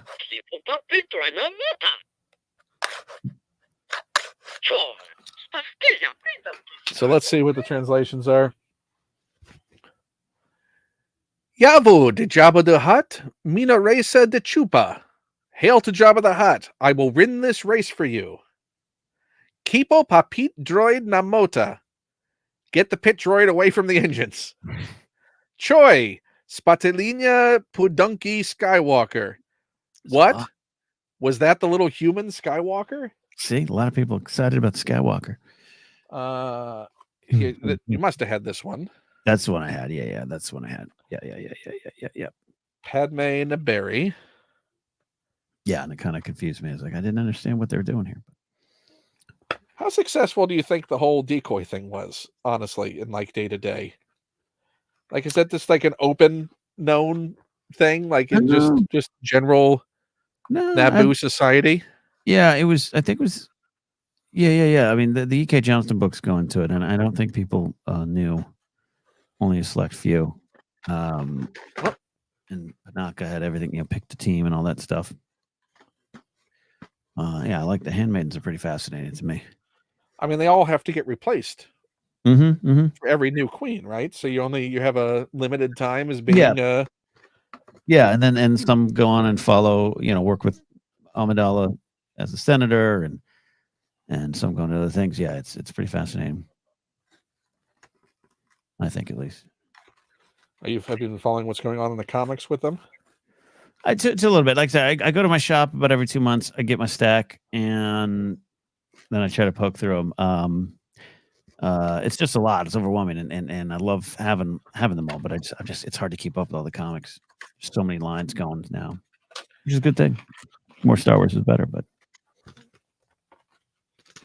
And this com chip out with Pod Race view screen. Yeah, I remember that. Yeah, she has her iPad, and the future was now. We just didn't know it. Yeah, I like that figure. I like the design. Blue pops. And she can hold it, not hold it. No, we're not going to bother with it. Mm-hmm. There she is. Okay. This is a mess. This whole desk is a mess. I had this vision of it like being this beautiful tableau. No. I've been trained in defense. I can take care of myself. Nothing like her. Mm-mm. You're a funny little boy. How do you know so much? No. This is all computer generated. These junk dealers must have a weakness of some kind. Yeah, okay. I've been trained in defense. I can take care of myself. Yep. Yeah. No, that sounds nothing like Natalie Portman. No. And then, so We have only one proper figure left. Nice. Let's take it home. I think. We have one? No. 2. I have a duplicate on one of them. Mhm. You want to go? Do you want to go light side or dark side? Or Well, if you have for a now. duplicate, we don't want to open up a duplicate. What do you got? I'll go light side. I always go light side. Well, here's the thing. I actually have one of these already open. Okay. So I'm just going to show off one of them. Oh, nice. So here's Sidious. Yeah. Another Kmart. Looks like this was maybe a gift Oh, to crap. someone. Yeah. I don't just how much I paid. That's nice. And that would ruin it. So I'm not going to open the Sidious right now because I've got a Sidious already open and I don't know where he is. Yeah. His Comtech. Oh, here's his Comtech ship. I'm prepared. You're prepared. I knew this was going to happen. You have done well, Viceroy. You have been well trained, my young apprentice. Wipe them out. All of them. Yeah, that's great. So gotta have that one. Gotta have that line. Wipe them out. This is the last. Considering this was all pretty random. Yeah, that's perfect. To have this be the last proper figure, Anakin Skywalker Tatooine with backpack and grease gun. I'm a boy. My name is Anakin. Come on. Are you an angel? These are the lines we got to have. Also, why hasn't no one done some dance remix of all those sound lines? I mean, you look deep enough on the internet, possibly, but you know what? The sad thing is, I think the backlash to Anakin was so harsh. Oh yeah, and that no one was having fun with it in that sort of way. So I would say that it probably does not exist. Yeah, you're right. So my challenge now that everyone's chilled the F out, is do something like that. Yeah. I got one of the essays coming out soon on Force Center is me looking at Jake Lloyd's performance as Anakin and highlighting some things I think work really well. It's just regardless what anyone. Companion piece to your Leia. Essay. Yeah, a little bit of that. It'll be I'm trying to figure out how the best way to tackle it. But yeah, I and obviously regardless of what anyone thinks of the films, what ended up happening to him and how he was treated, even before the movie came out. Great TV Guide article that came out and previewing the movie, and his mom and dad were already talking in that article about how he was being treated. You could see it coming and how bad the treatment of him already was. By adults. By adults. People who worked on the film, crew members and stuff. Yeah. So there you go. But we have this wonderful figure. I like how they couldn't give him a blaster. Yeah, you can't do that. So he gets a grease gun. Yeah, can make some repairs. He's a mechanic. Rebuilds. Safe spot. It's a good figure. Yeah, I mean, as with all these things, the only part that it really suffers from, other than the fact that the Palpatine really doesn't look like Ian McDiarmid, is the paint application. It has those sort of toy eyes for the time. But now you check this exact same mold with the new current photo printing for the face. Yeah. I would love a redo. It would look great. Yeah. They got the little backpack. I'm so curious of designs. Will I ever see you again? You can't have sad lines on the contact chip. What snack do you think she packed in his backpack for him to have in there? Yeah, definitely Space Uncrustables. But which kind? Juice box or something. I don't know. I did see the turkey ones today. I thought about those, but I mean, you kind of have to. There's some other brand that released like some ham and cheese wedges that you can thaw as well. There's a competitor in the market. I'm obsessed with this now. Is it that weird Sandwich Brothers thing? I don't know. I just saw it in passing this morning at the store. I'm gonna have to look again. Grease gun in hand. Look at little Annie. Little Annie. The grand finale. Orphan Annie. The grand finale. The comeback. We got Wizard. Perfect. I'm a person and my name is Anakin. Love it. Sounds great. Grease gun. I know we're in trouble. Just hang on. Wonderful. Wizards! Oh, it's plural. Wizards. Wow. That was clearly wizards. That was clearly wizards. I'm a person and my name is Anakin. I gotta hear that wizards one more time. Yeah. Yelling at I R2. know we're in trouble. Just hang on. Yeah. Wizards! Yeah. That's I mean, wizards. Wizards. That's funny. I'm not gonna open these on stream because time's running short. Yeah. Yeah. But I will point out that the last things I have that are non-figure are Tatooine Showdown.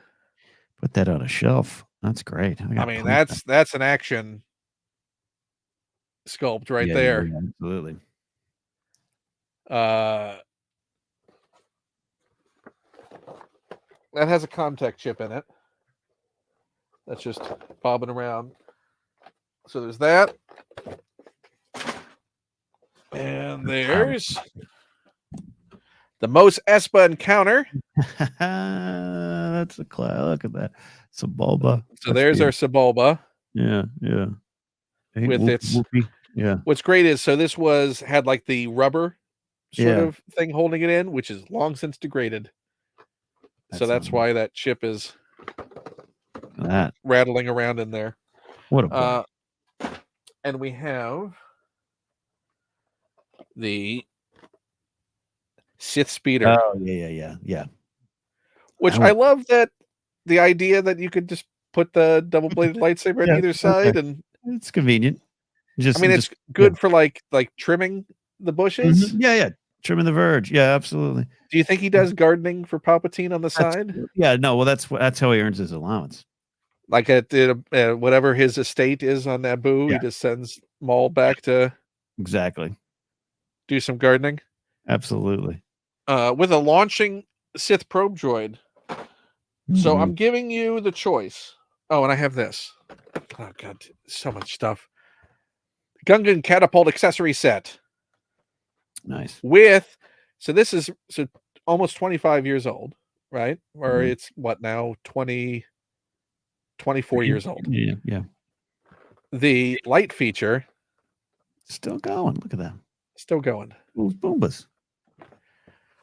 You get a choice. Boombas. I'm going to open one figure that is not part of this line that I have sitting to the side here. Your choice for what I'm going to open is I'm reaching over here. Either an Ewok or something from Dexter's Diner. Yeah, Ewoks are my brain. Go Ewok. Yeah, I just did the Ewok thing on John Williams. So the Ewok we're going to open. Okay, look at that. Is from the Power of the Force 2 12-inch line. Bought from Walmart for $12.96. We got Wicket. Look at that. What year was that? So this would have been 98. Okay, yeah. Maybe earlier? Yeah. 98. Love it. Rip it open. Let's do it. Rip it up. What have you seen any ripping of anything here? We're going to carefully cut this tape that's here at the top. Now, anyone, so you don't ruin your package flaps, you feed it in, and that's how you don't get ripping on the package flaps here. Protect your flaps, kids. You never know when you'll need those flaps. Never know. That's where the term flapjack comes from. You know that, right?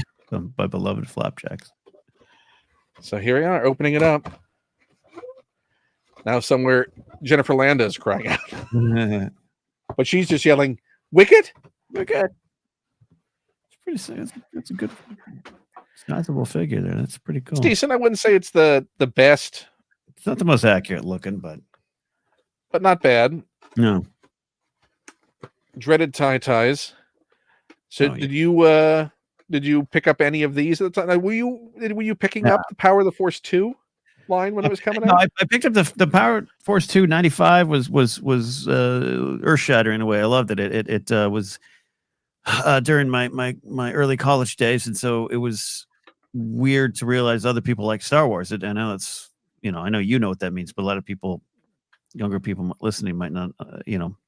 That's certainly of the time where it was like, oh, this isn't a secret anymore. Like we all still like this, and we're all rushing to the store to pick these figures up. So I did, and then I stopped by Attack the Clones. I wasn't buying figures anymore, and then picked up again. I used to stop by a toy shop in the mall I worked at in the early 2000s when a lot of the Black Series stuff was coming out, but I didn't really buy a lot. But it wasn't KB. No, but there was a KB Toys for years there, but no, this was an actual like collector shop called Halo 2. And I was blown away that they were still making Star Wars figures. This is like 2010. I was like, wow, this is still going on. This is great. And so every once in a while I'd pick one up. Oh, that took forever to get those things open. Clever of them. They put the advertisement for join the official Star Wars fan club on the back, knowing how long it would take you to take those things off. Love it. Love it. Love it. Oh, this thing is sticky. No, I'm sure. I mean, that's 90s. That. Yeah, Brian Ward saying, remembering all the people planning on putting their kids through college with these things, starting lineups too. Yeah, I had a lot of starting lineup figures too, thinking this is it. What happened to your starting lineup figures? I still have a lot of them. It's just that it wasn't the great value we all thought they'd be. Nothing to wound up being. Mm-hmm. I'm gonna leave his spear in there for now. That wicked. Other than the face design, that's a really good figure. The face is a little off. Yeah, I mean, it probably been eaten a bit more. Yeah. He's getting a little older. Yeah, it's a middle-aged Wicket. Not quite what we saw in Rise of Skywalker, but yeah, I like that cape. That's good. Or the now it looks like he's doing a psychic act. Yeah, he's got Avengers earbuds in. Mayonnaise and pie. Or he's levitating something with his. He's using the Force. He's a Jedi, and in Expanded Universe, he probably became a Jedi. So, but it's fun. That makes sense. So this will be a Wicket that needs to be on your shelf at some point. I'll put it on Jennifer. Standing just like that. Thank you for joining me. A pleasure. This is exactly the mess that I was hoping for. Now you can, knowing that all of this can fit in a much smaller box. Yeah. Than all of the stuff that I'm looking at in piles of packaging. I love right now. Many more lines to get to, of course. And I appreciate everyone who's watched this and participated. Thank you for also reading out their comments along the way. Oh, my pleasure. Just to reiterate where they can support you one last time. Easiest thing to do is just go to kennapzok.com. You can link to all the things I do, including stand-up comedy dates and all that kind of good stuff. Pop Rock and Radio, The Blathering, Casterly Talk, and of course Force Center. And check out Force Center YouTube. We are really leaning into YouTube now. Shorts, essays. I got one up about John Williams that was posted today. So check it on out. But thank you, buddy, for having me. And as always, thank you for coming on my Twitch streams and livening them up on Wednesdays too. A lot of fun. It is an utter delight to join you on those Twitch streams. And I'm sorry for bringing Fortnite back into your life. No, it's been a pleasure. It's been at times a frustrating pleasure. But you found the joy of balloons. Yes. And for anyone wanting to support me, Patreon is great. You go to patreon.com/Ken Plume. Even the $1 level gets you access to all of my exclusives. I have, if you go to my link tree, which you can find on Twitter, linktree/Ken Plume. There's a bunch of different ways to support me and things to find out there, as well as an Amazon wish list. If you want to get anything off of there, I'm not going to lie. Yes, there's useful things like equipment. There are also action figures and such that I've put on there that are ones that I haven't found myself the wherewithal to do it and pull that trigger to go ahead and get those. But if someone else does, I appreciate it immensely. They're on there. And thank you for watching Force 5. There's going to be more of these unboxings because I've got to clear space or else I shouldn't get anything more. So more guests for that in the future, more of these open chats, and go watch all the episodes of Force 5. In fact, take this time, if you're not doing anything else, right after this ends, go watch the episode of Force 5 with Ken. Only the second guest. I think you were guest number 2 or Yeah, I think you were guest number 2. Go watch that. Joseph, ton of wonderful guests on there where we talk about their Star Wars collections and them. So thank you. And see you soon on the next thing. Bye. Bye.